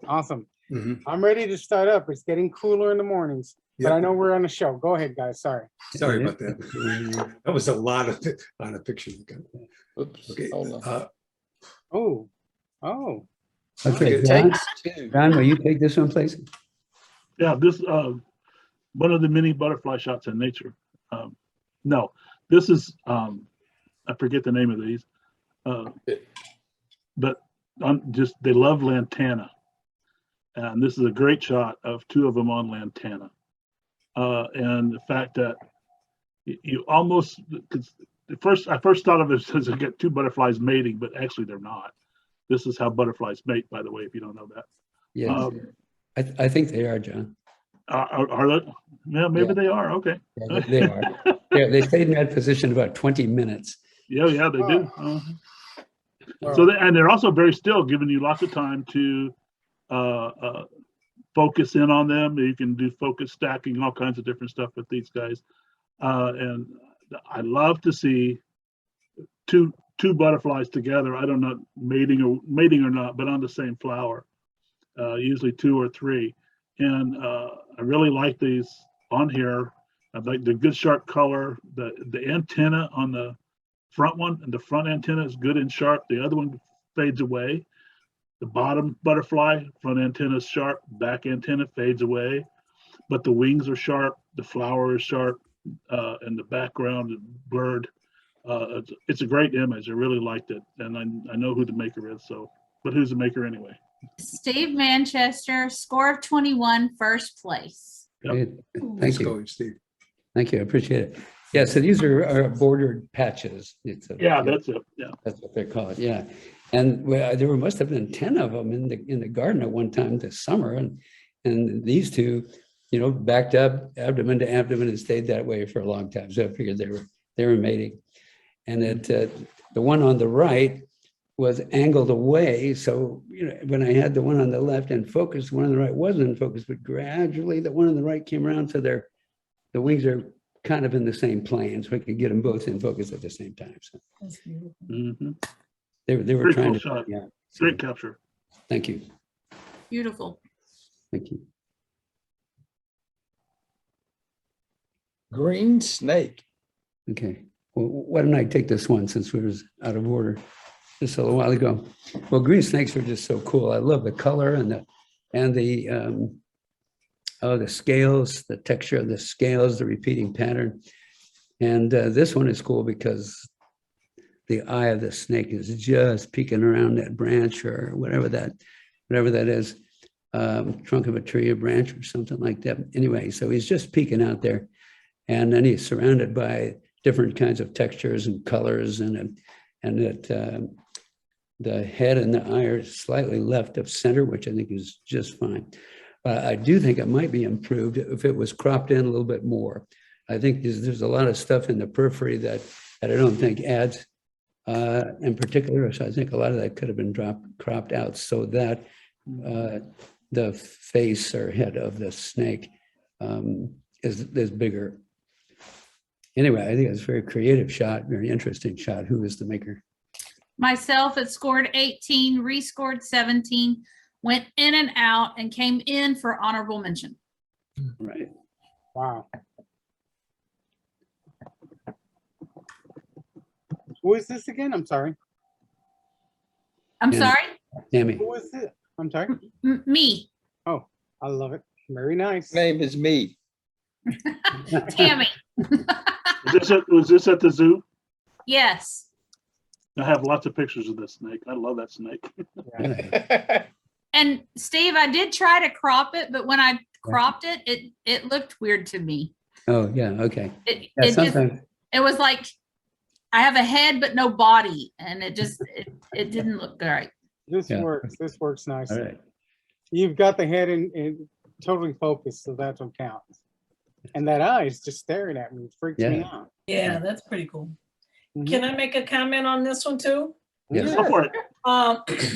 What's cool is I have gone to the zoo a couple times, and the person who led the zoo class, he was saying, when you're capturing animals at the zoo, you want to try to make it look like it's in nature. It's in its habitat, not in the zoo. And this particular one really does look like it's in its natural habitat, you know, not in the zoo. Yeah, So that's a nice, it's a nice capture. you're right. Yeah. I tried. The thing that bothered me was this leaf thing that was going across it, but there really wasn't a way for me to take it out, to Yeah. clone it out or anything. It just, that didn't look right either. Yeah, but I think if you cropped it down, like Steve said, it would be, you could take out a majority of it Yeah, I And tried that still- too. It and just, still, you know, still have the body of the snake, the head, maybe a little bit of the green leaf and and know that, take out that green leaf at the bottom just by cropping it. I don't know. But it's still a good image. Yeah. Yeah. I think it frames the image nicely. Nicely done. thank you. Butterfly on a leaf. Is it my Is that turn or yours, John? Peter's? Yeah. Is it mine? I think I so. don't know. Go ahead, John, you go ahead. I'll do it. Another butterfly. Cool. This is an owl butterfly, I believe. And it's kind of because it has so many eyes, it's part of the camouflage. I just really liked it as the way it's done, the way it's the picture of it. The head is sharp, the antenna is sharp, legs are sharp, wings are sharp. A lot of the leaf it's sitting on is sharp, but it still kind of fades off into the bokeh in the background. But it's a great image. You don't see these very often. They get really large. So, but who's the maker? Ken Ramsey scored 19, second place. Must be in the butterfly house. Nice, Ken. Yeah, the Where- butterfly house in Houston. I think it's Moody or Oh. something. Yeah. Oh, Cockrell. Cockrell. Yeah, that's because that's the only place I've ever seen owls. I've never seen one in real life, but I see them all the time, and they're a Texas butterfly. oh, they are. Well, I've never seen one. Neither have I. What made this image so unique to me is it was taken and edited on my phone. Oh, really? Oh. Oh, The wow. whole thing. Hmm. The only time it left my phone is when I emailed it to put it in here. Oh. Nice. That's pretty good. A little Android. And it got second place. That's pretty good, Ken. Yeah. And travel. Okay, travel. Silos of Waco. All right, I guess I'll go.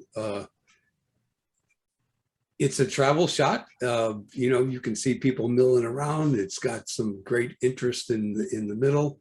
I'm guessing that it might have been like film photography, just from the look of the grain of it. I might have cropped in a little closer. To me, the interest is in the two silos and the people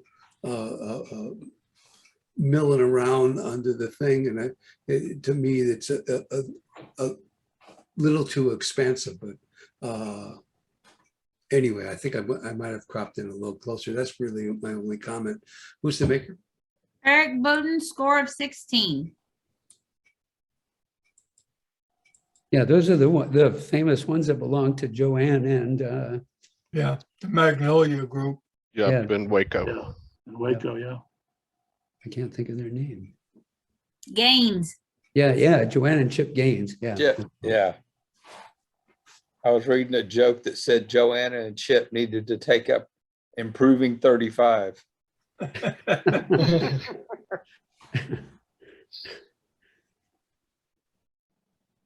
Big Bend.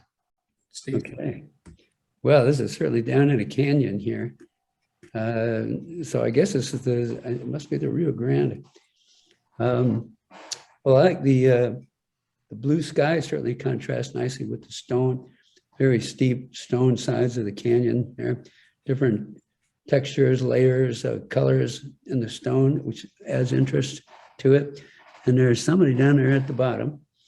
Looks like maybe he's holding the camera. I'm not sure.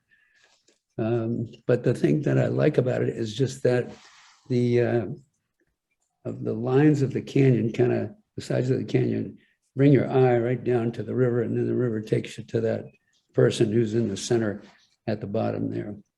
This is pretty nicely done. Who is the maker? John Kane, score of 18. That is Susie, isn't it, John? No, it's not. Oh, it isn't? No, And I thought it was. no, that's my friend from Cuero. Ah, She's part of the camera club that I belong to online. In fact, she's the president of the camera club I belong to. And you can see how low That's the water Pam. That's is. Pam. She's been on our couple of our Zoom calls. So she's part of the Victoria Club, I think. I haven't See seen what her the here in a normal while. water level is there too, with the lines on both that white rock in the front foreground and on the side there, on the left side. Well, that's why I had her stand there, is to kind of give you a perspective of Right. the size of that Yeah. stone. Yeah.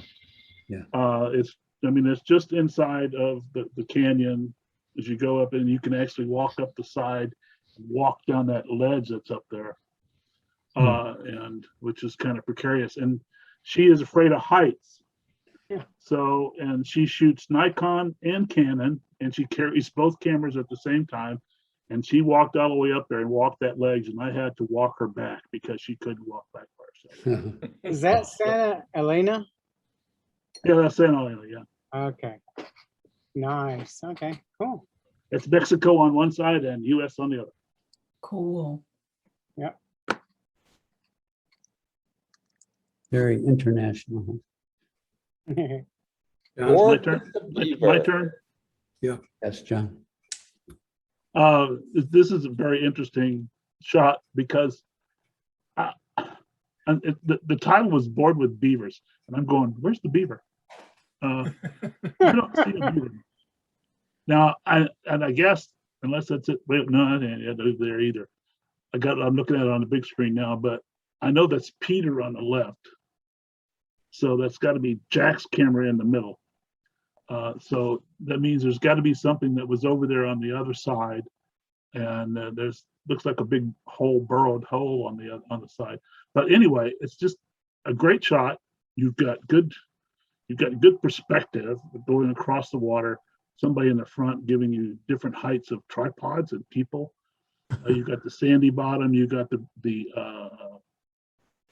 grass or weeds or whatever it is right there at the front. I don't know what the river is, but and the trees in the background. So it's all sharp. It's all very sharp. So great image, and I would say probably Jack's the maker. Correct? You would be correct. It is Jack. Score of 19, rescore 17, came in honorable mention. What river is that? It's Yellowstone. It's actually in Grand Tetons, so it's Grand getting close to Yellowstone. The Oh, funny okay. story behind that is that Peter and I were together, and somebody told us there was some kind of bird over in this area. Well, Peter and I drove over there, and we couldn't find that bird anywhere. But we went back in a little further, and there was a whole line of photographers with their tripods and long lenses shooting the beaver. And the beaver is near where that dead branch kind of falls over and comes down toward the river. Oh, I thought that's what. Okay, I thought that was the beaver, but I wasn't sure because I can't zoom in on it and to see. I thought that was really okay. So I know you've that is the seen. beaver. I know you've seen close-ups of the beaver from Peter and also me. Okay. But I step back with my wide angle once in a while to get the environment and what's going on, and if I've got a friend with me, and so Oh, it you was a called me a great friend. time. That was nice. Peter must have had a signal on his phone though. But he does look a little bored, doesn't he? He's Yeah, taking he does. probably We've taken 3,000 hundreds of pictures of the pictures of beaver. this Like, how beaver. many can you take, right? Right. Two things strike me on this image. One is Peter's wearing pants. I only see Peter in shorts. It's cold. And two is the circumference on that tripod. I'm like, how big of a lens is that? Look at that sucker. Yeah. That's it. That's my input. Sorry, guys. Interesting observation there, Robert. Thank you, sir. Thank you. My And the tripod's almost as tall as Peter is. I don't like Mine to doesn't bend go that over. high. Very cool. Nice environmental shot. Yeah, I like it. Great image, yeah. Yeah. And who's the guy to the left of Peter that's got the giant lens? Is that one We of your don't know. lenses on? I couldn't tell you. Like I said, when we got there was a whole line of, if I've got a wider shot, you would have seen a whole line of guys with their tripods to the left of Peter. Well, you can see the big white lens on the far left, but then there's a lens laying on the ground. Yeah. Yeah. And the sand and everything. Why would Yeah, why would you lay a Why would lens? anybody put a good lens in the sand like that? Yeah. Yeah. Well, some of us come prepared with a lot of lenses. Peter, that's not yours though, is it? What? That's not your lens on the ground there, is it? Behind you. Oh, it could be. I've never been very careful with my equipment. He's independently wealthy. Don't worry about the lens. I'm gonna Yeah, tell he my lives wife in a on mobile you, home. man. That's why. Nice. Okay. All right. Vamos. That picture was good for some stories. It's Apollo. All right. Well, this is a refreshing travel image. I'm sure it was probably captured in a market somewhere where people were displaying the gourd and whatever those little guys are there. But whoever took this saw the color and all the beautiful texture and just decided to snap an image of it and made something really, really nice. Good job. Who's the photographer? Patrick Murray, score of 19, rescore of 20, came in third place. Nice job, Patrick. Patrick, have you tasted this before? Patrick, Patrick, are you Yeah. there? Here I am. I'm here. Here I am. Yeah, Sorry. have you tasted this before? Yeah, it's quite good. Really? Is it like a sweet or what? No, it's like pumpkin. Tastes a lot like pumpkin. Oh, Not as, it has like a softer flavor than pumpkin, but it's really good in soups. Really good. Lattes. well, thank you. I'm just very curious. That's all. And yeah, this was in a market and I was walking by and the first thing that caught my eye was the light was just coming in. There was a beam of light just shining right on that. And it really illuminated inside so you could see inside, Yeah. It's a great Very capture. vibrant. It really pops. Thanks. Well done.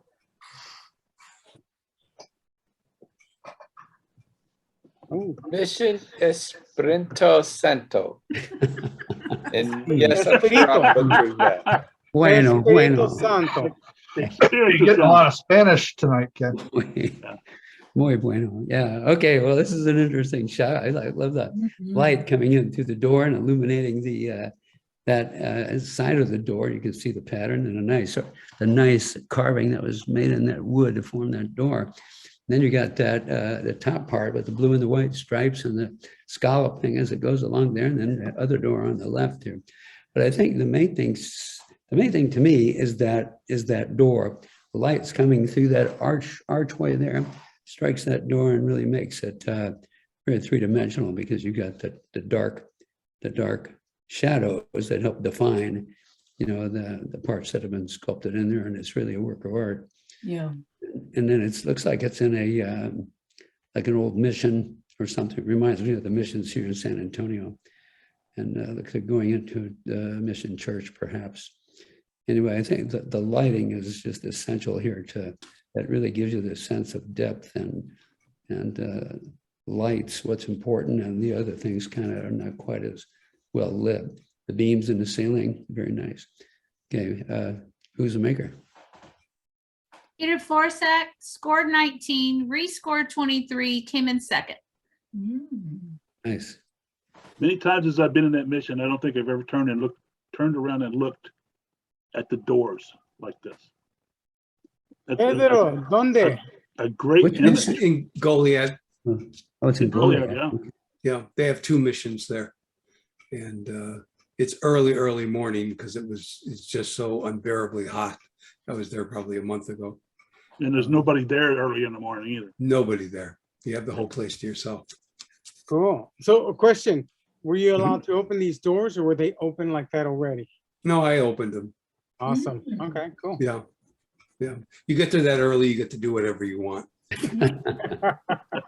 So true, so true. The priest doesn't show up until the tourists get there, so he can sit there and tell them. 11 o'clock, they usually show up. Yeah. So, Nice. Did you use the straightening tool on this one, Peter? oh, yeah. Yeah. Yeah. And I did that same trick, I think that Patrick asked about before, where you take the sliders for the, and turn them all the way over to one side and all the way over to the other to kind of make it, to bring out everything that you can from the image. Yeah. So, Nice.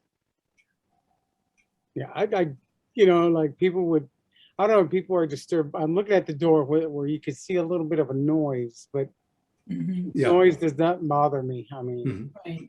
This is the it just definition of adds to it. metaphor. It's a low light image. Mhm. Nice. I left my heart in. Okay, John? Just mine. Oh. Yes, yeah, because I just did that last. I've been in this spot. No, this is a great image. I wish it had shown more of the bridge, because if you go up the road about another quarter mile, you get a full shot of the bridge. Mm.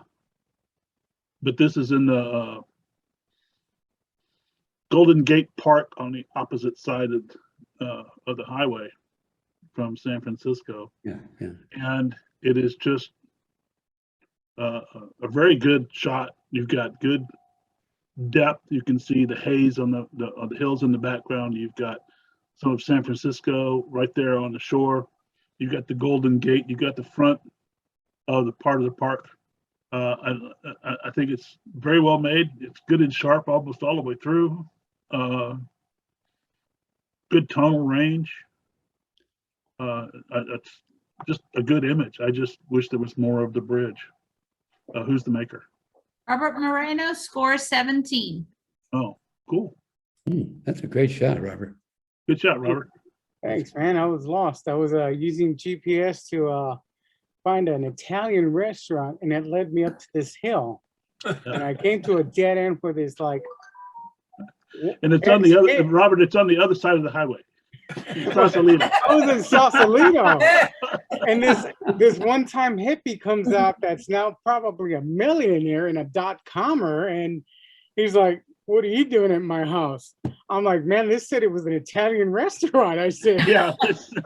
So I'm like, "Can I take a shot from here?" He's like, "Yeah, go ahead." So Yeah. that's what it turned out to be. I was looking for an Italian restaurant in Sausalito. I was there in I think March. I am And in love. and it was with the cold. area. It was cold on that hill. Oh, I'm in love, and like Seattle, everything is freaking uphill in the city, and Yep. makes this fat boy like breathe hard when I'm walking around in the city. But I love it. I love it. Yeah, especially if you go up and you say it's only a block up the street, and you look at the street, and the street's at a 45-degree angle, Yeah, and the yeah. block is a quarter mile. I think I did Lombard Street 3 times, man. Oh, I loved man. it. I loved it.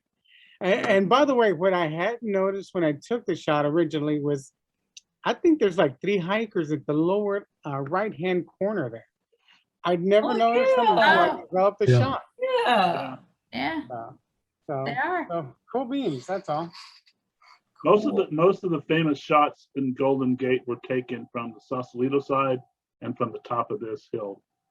If you go all the way down to the very end of it, I mean, it's not a very good road, but if you walk down there, you can get a great shot of the bay, Alcatraz, the bridge, the whole bit. The last shot I got has a cruise ship going underneath the bridge. And that was This was my first 6 time years there, ago. Yeah. and I want to go back. Yeah, Robert, if I had to make a comment about it, I would say it would make a great panorama. So I might crop some of the bottom off of it and make Yeah. it more long to kind of focus on the bridge. Yeah. Good point. I like that. Yep, I agree, Peter. Yeah. Thank you. But it's very sharp. The thing is, it's sharp. It must have been F-16 or something, Yes. Robert, because it's sharp from top to bottom and back to front and everything. Mm-hmm. Great shot. Mhm. Gracias. Oh, Smithsonian Castle. Oh. Is that yours, Peter? Jim? Peter? Or is it me? I think it's yours. Yep, Peter. Okay. This one just really kind of pops right off of the Yes. off the screen. You know, it's got great color and great detail. It's got a really interesting sky. I'm guessing whoever did it had to straighten it out in whatever program they used to get all the verticals just perfect. Doesn't have any of that perspective to it. It's just head on. It's a wonderful image of this this building. Who's the maker? Steve Manchester, score 21, first place. Nice job, Steve. Oh, thank you. Yay, Steve. Very nice, very nice. Thank you. Good job, Steve. I'll tell you what, architecturally, as an architect, that's a beautiful building. Isn't It it? really is. You have It to is. see it Even- up close. I love it. Even if you're not an architect, that's a beautiful building. Yeah. Yeah, every time I go to DC, I want to take a picture of this. Love it. It just happened to be late afternoon with the sun to the right. So you can see the shadows. And it just brought out, it just kind of highlighted all the detail in the architecture there. Now, I noticed when I took, there's a flagpole that comes out of that tallest part there. And I realized I had cut it off, so I just deleted it. And so you don't see it. And I did straighten it because there's two towers on either side were bending inward. Yeah. Okay. And I did the sky replacement because the sky was just white. It was just blown out. And I put in the sky that I'd taken to Michigan a few years ago. Well, all right. I would call that a perfect postcard picture. I mean, Yeah, that's Yeah. beautiful. Yeah. send it to them, they can make that into a postcard and give you residuals. Thank you, Neil. Fantastic shot. It is. Very much. But just sometimes you're just in the right place at the right time. Yeah. Because the lighting, I think, is essential to what makes Yeah. this a better shot.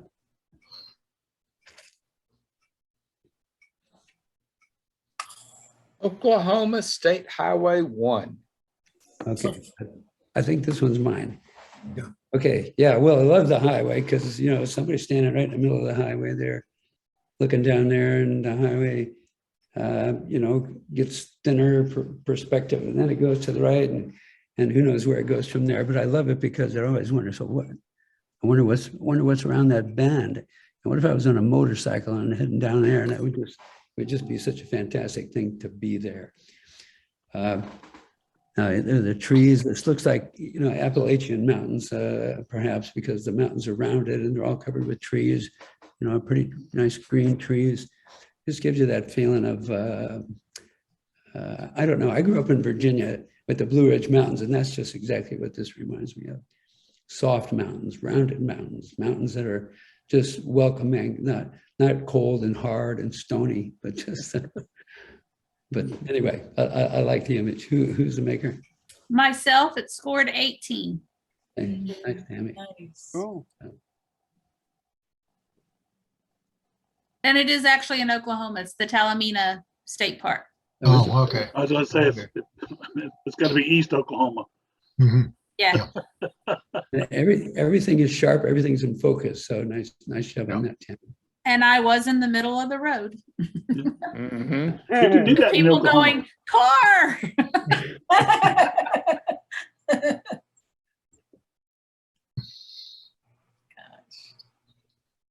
And assignment. Oh, I still haven't sent you the creative. Well, it's creative, really. Creative. Creative, you're right. Brain fart. Yeah. Mhm. Okay, Sunflower reverse. Wonderful. yep, Okay. this is sunflower, and this is a reverse sunflower. No, this is a great image, and I know whose it is already because all the pictures have been in the same order. I love the detail and the highlight. You got the yellow of the sunflower. You've got the shadows all turned black. And so instead of having to see the ripples and seams of the flower, you actually see them in living color, black and yellow. And then they added the red on the left-hand side to kind of demonstrate that sunflowers don't come in all kinds of colors other than yellow. and you've had to put some green in the black where the back of the flower is, and then the streaks in the background kind of remind me of star trails. But no, I think it's a very well done, creative image. Who's the maker? Eric Bowden, score 19. Good job, Eric. Yeah. Nicely done. Thanks. And it looks like it's raining in the background there. Yeah, what's the green mist? The green mist, it was just, I was messing around in Photoshop.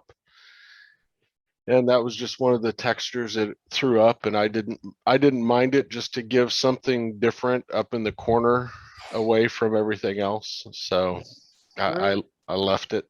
I think I think it adds like you're looking from behind into the sky and you see star trails.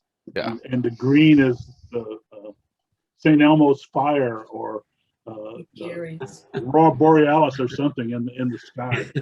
Star trails, but it adds to the image. It doesn't. Yeah, definitely. Oh, very nice. Sunflower 2. Well, I'm guessing that whoever did this is either applied a texture to it that is you can't really see in the image, or they were going for just the blurry background. But you know, it's a nice capture of the sunflower, but I'm not quite seeing the creative nature of it. And like I say, sometimes you do these creative filters and things and they don't show up really well. I know I've used lots of different textures, and then people will go, well, what did you do to the image? Okay. And that's kind of my feeling. I'm not really quite sure what was done to this image to make it creative. So that's just my 2 cents. Who's the maker? Patrick Murray, score 15. Look, it looks like a sepia image with an overlay of a yellow flower, or you turned everything sepia, and then you went through and layered it and put some yellow back in the flower. That's what it looks like to me. Actually, it's an infrared image. Oh, it is. Really? Okay. Oh, Okay. It just didn't come out very infrared-y. Could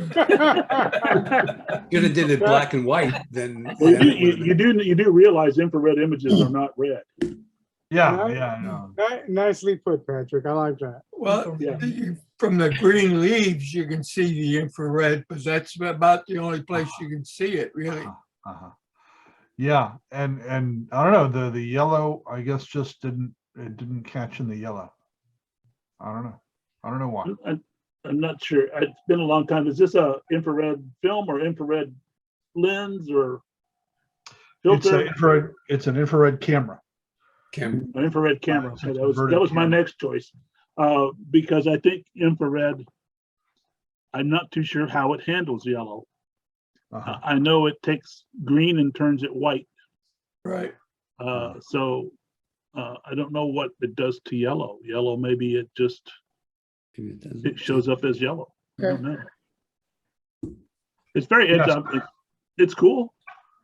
So you can see in the leaves there in the foreground, that's turned whitish, but Yes. the background, it was more, this was taken just a couple of days ago, so the vegetation was pretty dry. So that may have influenced it. So, That's so good. I dig it. Oops. Whoa. Whoa. Yeah, what's next? Birds of a feather. Okay, well, I really like this one. These black-headed gulls are nice and sharp. They're sitting on looks like a lamppost or something, a street lamp. Anyway, which is also very sharp. Looks like it was over sharpened, but it's just fine in a creative picture. And then the background looks like it was creative. Maybe that was actually the sky, but the edges were filled in with what looks like feathers. It looks like they're feathers that kind of, and I have no idea how this is done, but I like the effect very much. because you have the blue in the middle, and then the lighter blue, the feathers, and then white around the edges. So it's framed by that. This one bird, several of the birds are challenging the frame and coming out of it, which is fine. Birds are supposed to do that. Anyway, I like this one very much. I was impressed when I first saw it. Really eye-catching and very creative. Who is the maker? Peter Florsack scored 21, rescored 23, second place. All right. That's Peter. It's beautiful. This is a very old image. It's probably 15 years old. There was a program called Frames, which originally I bought so it could kind of give you an artistic vignetted border way before Photoshop and a lot of other programs had it. And one of the frames that they had was feathers for some reason. Wow. And so I did this a long time ago and didn't have anything really that appealed to me that was creative, and decided to put this one in. So Yeah, got second place. What a coincidence, man. It worked out well. I did. Now, I'll tell you, do you know what an in and out picture is? Uh-oh. No.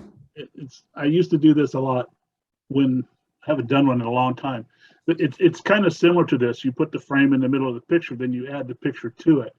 And what you do is, if you would raise the pole with the bird on it higher so that the light is more towards the corner over here, and then you put the frame down to hide most of the pole, but you put one bird outside, one bird inside, so that it looks like the pole is sticking out of a hole on the screen. It gives it a 3D effect. Yeah. And then you have the bird on the top that's flying out. You would have part of him sitting in there hidden behind the frame, but the rest of him in front of the frame. So it's a 3D, they're more like a 3D effect, but that's what I first thought this was. And I started looking, I said, man, that would have been cool as a 3D image. Yeah. 20 years ago, I wasn't that creative. I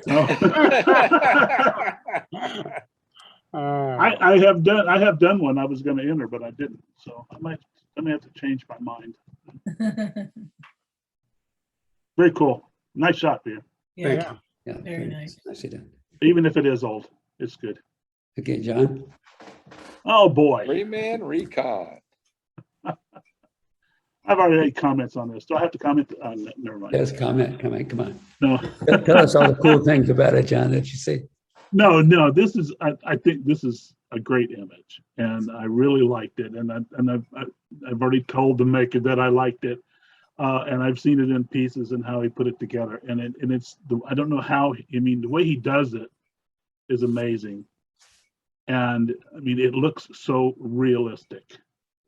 The thing that looks kind of funky to me is the helicopter in the background, but it's a little different. But the fact that you've got the explosion, the one soldier flying through the air, the other soldier looking back at him, flying through the air, the other one looking ahead, and it's just composed perfectly. And it maybe a little more smoke would have been nice, but I think the way it was handled, you've got sparks going on top of and back, not only back behind the soldier, but up on top of the soldier. And I think it's a great image. So I know who the maker is, but need to tell everybody else. Robert Moreno, score of 21, rescored 22, came in third place. Okay. Wow. You got robbed.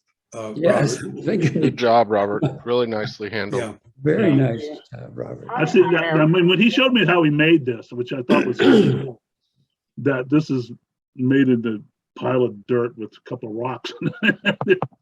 There is How did you technically do the very, explosion, Robert? I'm sorry, say that again? How did you do that fiery explosion with the sparks? Okay, first off, that is actually fireworks. It is a tank, a cardboard tank they sell for 4th of July or New Year's, and basically it throws sparks. It's a sparkler. Yeah, I So know. that is to the left off camera view. So it'll intermittently throw sparks, and you of course aim it to where you want it to throw the sparks. This is high speed photography. So as soon as what I didn't do, what I forgot on this shot, as I typically would use a can of compressed air to throw and aim it at the dirt, and it throws up debris. So, and this frame, I forgot to do that. I was so engrossed in getting the shot and having the shutter going, and it's like maybe 8 frames per second. I have a blue background just to neutralize it. The soldier and the helicopter are on what we call, remember Mommy Dearest, no more wire hangers? Well, they're wire hangers that are cut, and I took them off on Photoshop. So that's why this guy's suspended, and so is that helicopter. I figured the helicopter would give it a little more depth. Yeah, yeah. Background was a baby blue cardboard piece, which I changed via Luminar. So I changed the sky basically. And that's what you Good have, job. just high-speed shutter with a firework. So, It's and amazing these are shot. 7-inch toys, action figures. Wow. This is fantastic, Robert. Robert, I tried to score it just as high as I could. Yeah, Thank you, thank you. Yeah. It's, I started doing this via COVID. Some other shots are basketball shots. You guys have seen them, football Yeah. shots, Yeah. and they're action figures. Just it's a forced perspective, pretty much, Yeah. So. I it think is I what it did. is. I shared a forced perspective one, didn't I? Yes, you did on Facebook. Yes. On Facebook. I found another one because forced perspective is a great thing to play with, even in real life. And I actually learned it in one of Jim's classes on how to do it, with taking the same picture and imposing it 2 pictures together. But it brings far away things closer and closer things far away. Yeah. And then I posted one about people being done in forced perspective and how they put those images together.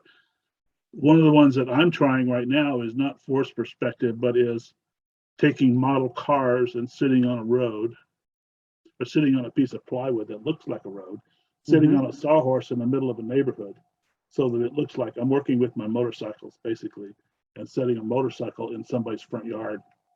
But actually it's a block down the street and I'm in my front yard. Yeah. Anyway, Robert, this is one of your best images yeah, Yeah, I think that so. you've done this using is this fantastic. technique. Yeah, You it should is. be really, really proud of it. Yeah, you've outdone yourself, Robert. This is Yeah. Really. Thank you. Absolutely. This is fun to me. I mean, with COVID and all that, and I take care of mom, so I have a lot of downtime because I take care of her and I can't leave. So I try and be a little more creative. Yeah. Now, I will tell you, I'm thinking about, you guys remember back in the late 70s, one of my favorite toys was the Evel Knievel stunt cycle.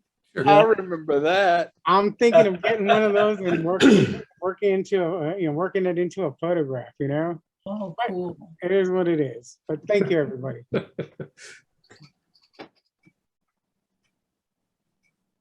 Purple star lily. Okay, Peter, I think it's Yeah, well, here's another incredibly creative image.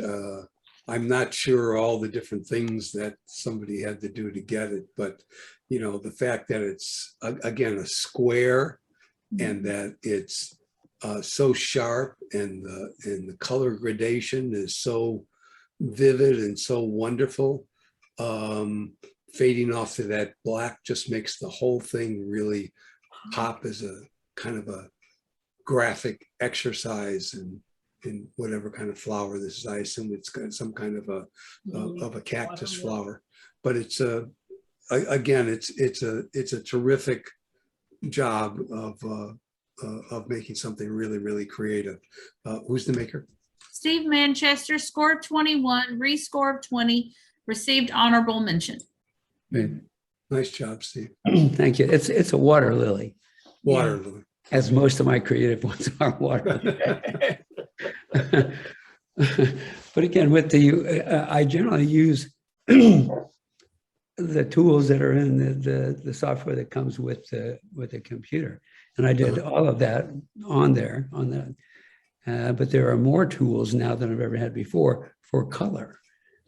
And so this is just a product of fooling around with the color of things in the sharpening tool, and this is what I got. Yeah, you got a great eye. It Yeah. really comes off well. Thank you, appreciate it. Oh, okay. Mashing buttons. Is that, do you do that with like a color mixer? Is that what that is? Well, no, you see, so these are white. These are basically white to begin with yellow, the yellow stamens in the middle or whatever those things are. And, it was, in order for it to turn out like this, it had to be a very sharp photograph to begin with. So a sharp photograph with good lighting. It was probably an overcast day, so they didn't have excessive shadows to deal with or anything. And then just, bring it into the computer or sharpen it up and then start moving these color sliders around and see which colors that show up look best and which ones to emphasize and how much of it to use. And it just, when I like it, I stop. You're changing the hue. Yes. Yeah. Well, because I learned. Did you to paint do it? in No. curves. So No. you didn't do any By messing painting with the at red, all? blue, and No, green curves. No, I don't understand how it works. I just do it. Oh. I love that. Yeah. I've done this with lots of other Yeah. water lilies, as you've seen before. Uh-huh. And they're all And- great. And some of them take certain colors better than others. And I'm sure it has to do with the ambient light because the lily itself is white. Whatever it is, you do a great job on it. Very good. Thank you. Appreciate it. Chapel in the Woods. All right. I think this one's mine. Well, I love this photo because the photograph originally must have been really well done, because the composition is very nice.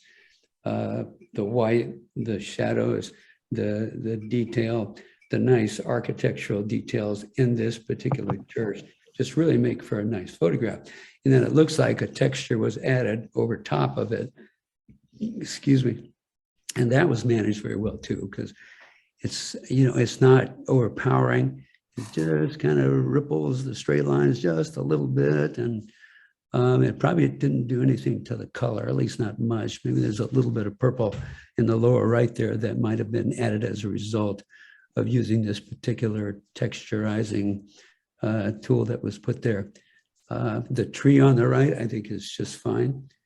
I think that's good for the composition there.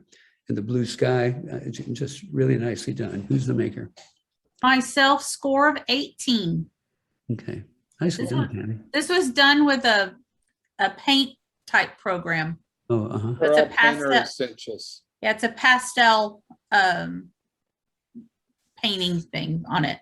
What's it called? What's it called? Corel Painter Essentials. Oh, okay. Oh, yeah. That's an old program. I have it, but never used it. Yeah. This is the latest, greatest. I got version 6 with my Really? tablet that I couldn't re-download. So we wanted this, and we did the trial for version 8. Yeah, okay, really nice. I was gonna say, I don't know what version I have, but you can have it. I had, because I got Paint Shop Pro 12. Oh, And I I'm think up to about 20. Yeah, I think I got the version of this Corel Paint with it. I've never played with it. It It can be doesn't very do cool. well on portraits, like with people. No, I wouldn't think it would. Does No. not do well at all. Yeah, there'd be But too much. I used it. Things. I used it with my tablet to try to paint, like you use your painting with a brush. You pick your different colors and different textures, and you actually paint it. Yeah, you can do that. And I tried. Well, that's what I was using it for, because I watched the guy do it, and I never mastered it. I just never could do any So good. if you're really serious about that, try Corel Painter. But maybe that's what I've got as Painter. Because- I've got but one of the Corel Paint programs. I don't know which one it is. But that's that's like the Painting Essentials is their $50 program. But Corel Painter is like $450. Oh, really? I didn't pay They think a $400 lot for about it. that one. It's a cool picture, though. Yes, very nice picture. Where is this church, Tammy? It's at the wedding venue called Garden Heights off of was Nacogdoches Road that turns into FM 22, Whatever. whatever it is. Yeah, past Mhm. 1604 off of Nacogdoches. Right. You can see their little G and H on the sides of the doors. Hmm. If you stay on that road, it takes you to I do Austin. see it now, yeah. Bracken. Yeah, it's right across from Bracken. Yeah. Oh, But okay. it's okay. but Oh, it's it is. back up in the woods because you can't see it Can't from the see it. street. Oh, Is that by the Antique Rose Garden? I don't know where that's at. That's it. It's across the street from Bracken. Yeah.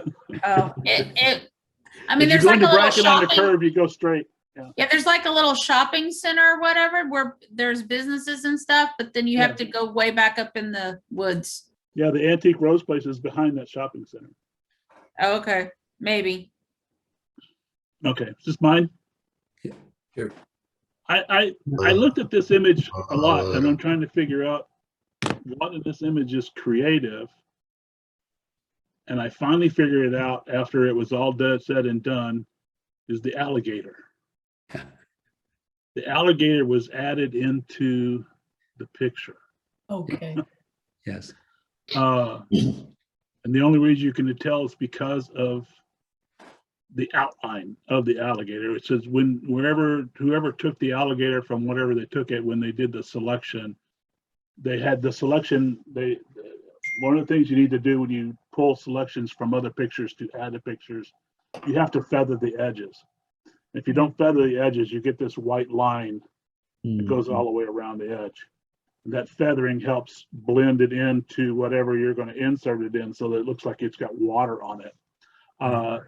Or you can go through and make it a little grayer or whatever, but there's a setting when you do a selection, whatever program you have, is to make the selection and feather it. I forgot what it's called in Photoshop, but you can adjust it by when you do a contract or expand, and you do a modification of your selection. Usually what I like to do is I like to contract it from the original and take it in a couple of pixels to take away that white line, and then I feather the edges. But Okay. it's a great image. I like the idea and I like the concept. It's just that when I finally figured out that the alligator was what was added, I realized that it's cool, but it could be done neater. And that's all I'm saying. Who's the maker? Ken Ramsey, score of 16. You understand what I'm saying, Ken? Yeah, and I realized I did that right after I kind of threw that together at the last minute. Yeah, and It was if kinda you like, would have "Oh, that done would what, be cool." if you would have done what John said, it would have made it even less creative, because But it'd be the more fact real. is, it would have Real. been more realistic. Yeah. And it's like, you know, if you make the image look so realistic, you lose the creativity Well, of the thing. So that's the other at least point I you didn't knew wanna that make. this was creative because it had a line around it and it was added. So Great creative image. Great creative image. Okay. That's all, folks. No, it's Oh, not. it's not. You're right. It's There's not. one more. I'm sorry. You I'm did sorry, this- John. You did this Tuesday night too. here we go. It's my turn.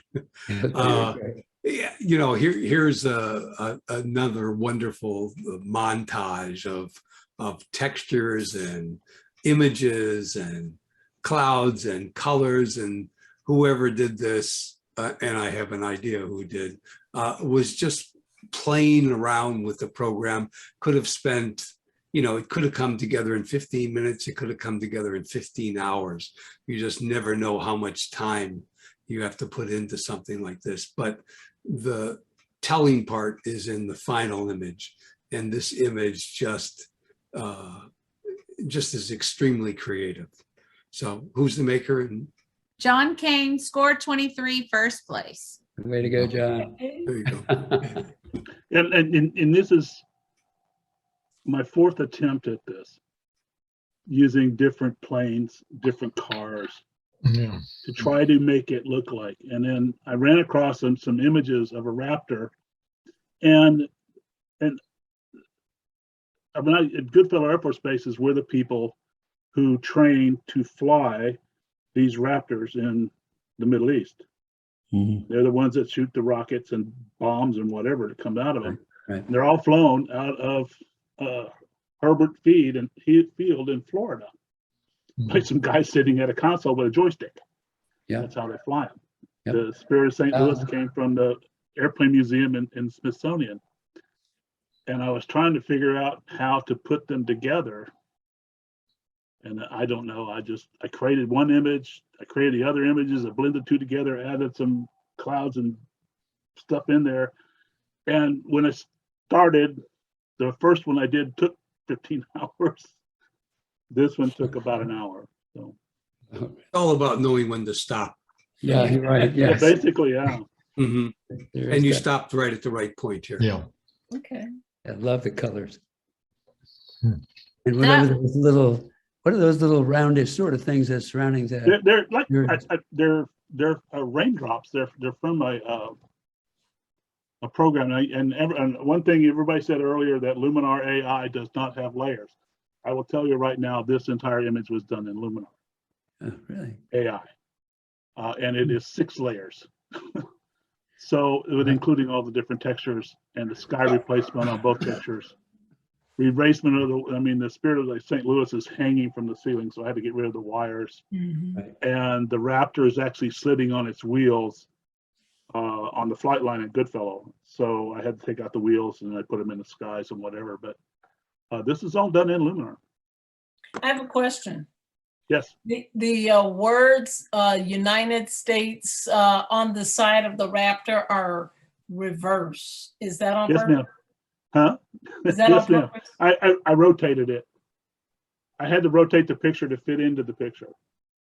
So I didn't change the words because it is kind of, I was hoping nobody would see it.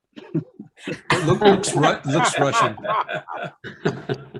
No, that's one thing a lot of people do when they start playing with pictures is one, they forget about letters and they forget about shadows. When you start taking pictures, especially with phone pictures, they'll take selfies and they'll take pictures with their phone of something behind themselves. They forget that the phone reverses everything. When you go into the reverse picture on your phone, everything's backwards. Well, because I took this and I turned it around and flipped it, I didn't really notice the words until after I was done. And by then I did not know how to fix it. I mean, I could have copied them out and then pasted back in, reshaped them and sized them. It'd take me another hour just to do that. And I was hoping nobody would notice. And thank you for noticing. Well, isn't there a way? Yeah. Isn't there a way? I don't know Photoshop and Lightroom very well, but isn't there a way to Chinese that lettering so that it? Well, yeah, there is. But I didn't think about. I was too busy trying to create the image versus to fix it. I mean, you notice that the lettering on the Spirit of St. Louis is correct because that is exactly how I took the picture. Yes. So the Raptor was actually taken from. Is actually going the other direction. Yeah. Yes.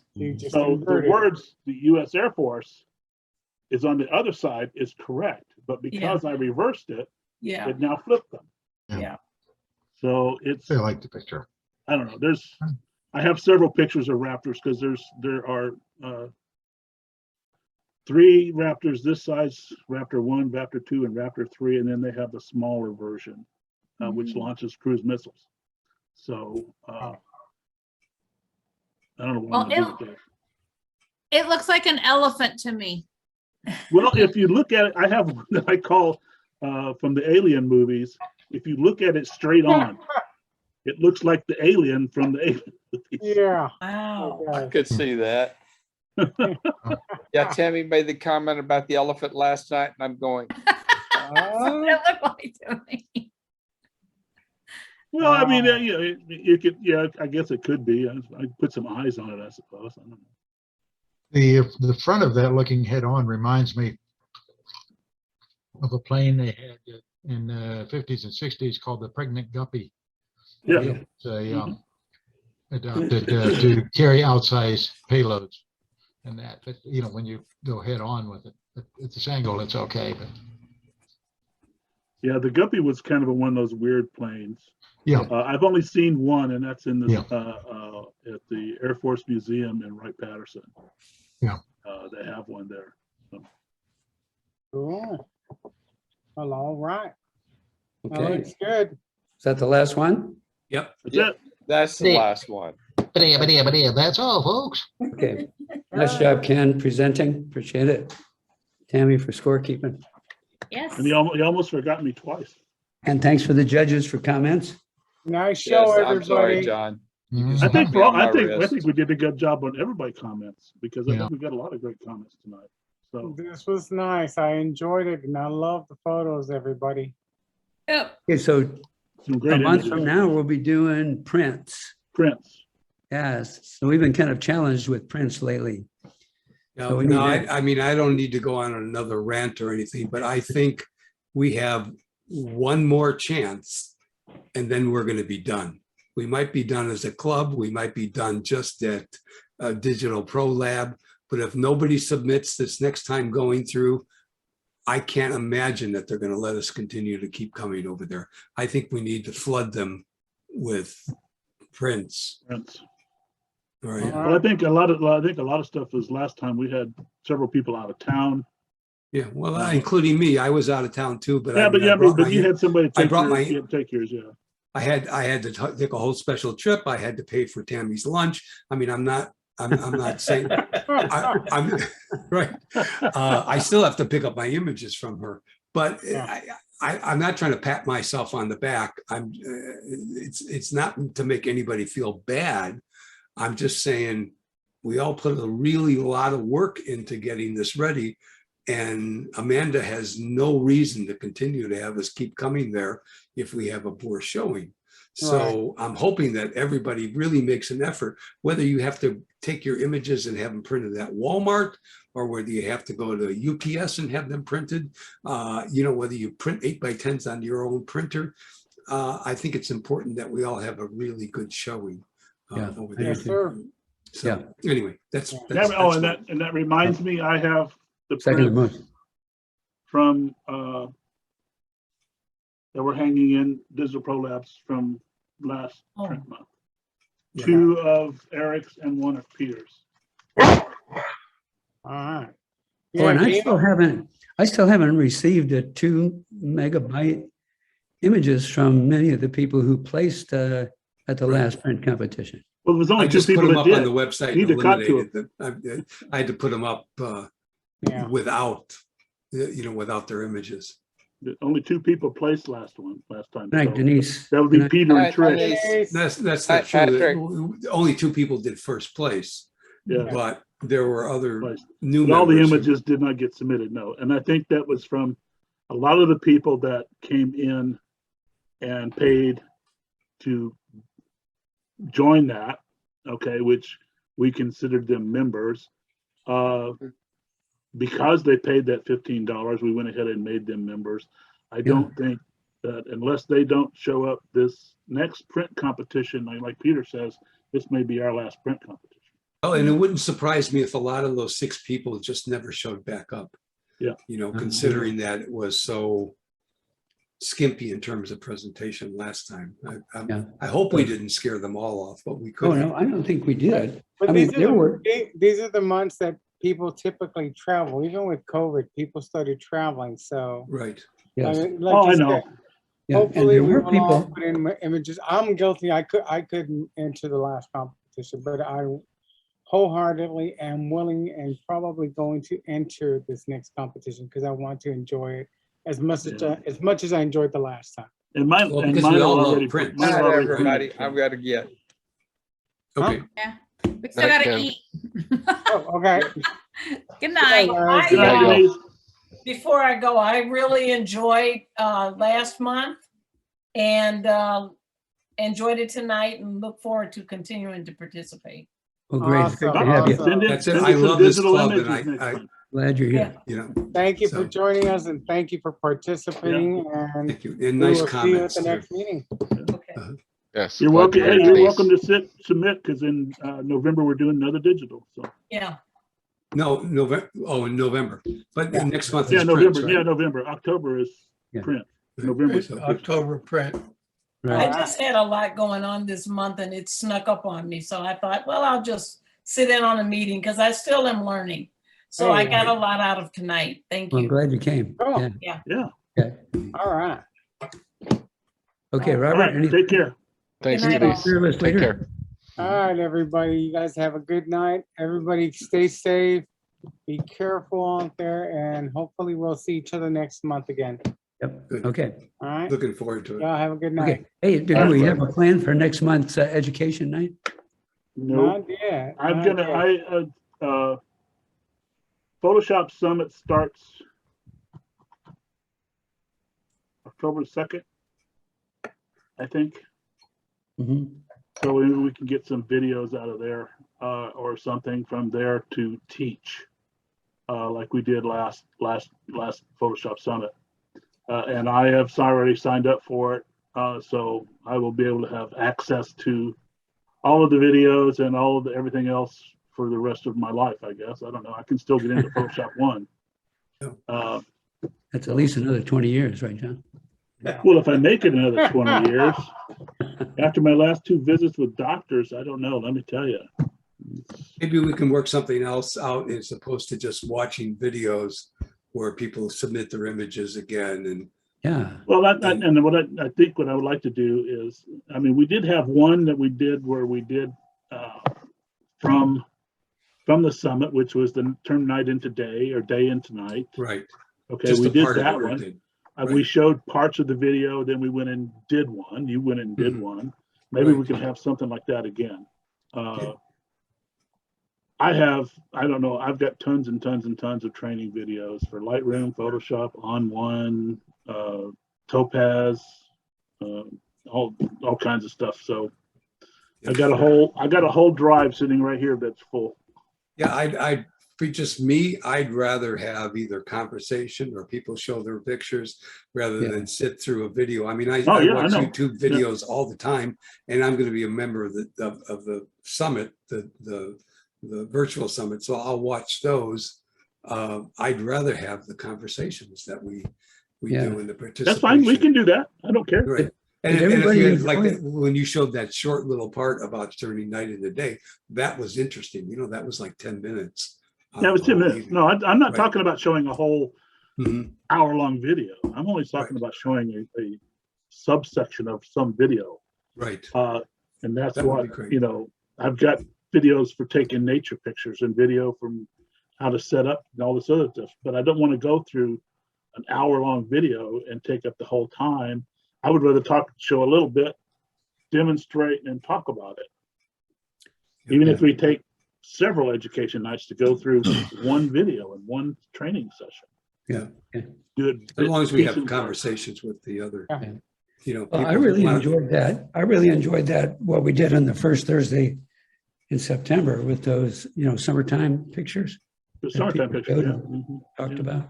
We could do that again. We could pick a new theme, Mhm. Who knows? something. Yeah. It could be just 5 random pictures that you want to talk about. Yeah. Something like that. Yeah. Because I'm still sorting through travel photos. I mean, I most of the stuff I've been putting up for travel photos are old travel photos. I'm still working on my current travel photos. Mhm. I haven't never finished my New Zealand pictures. So, Oh, yeah, you got to do that, John. So, but anyway, okay. Well, okay, guys. Good job. Thank Nice. you. It was fun. All right. I Yeah. have to go crash. All right. Bye. Peter, send me some pictures. I will send you some pictures tomorrow. All right, Mike, brother. I'll Well, take everybody have a good night. It's great to Oh, see yeah. you guys. It's Hey, great good to night, see you Robert. guys too. All right. Good All All right, night. guys. Good Later. night. Take care. Night, Ernie.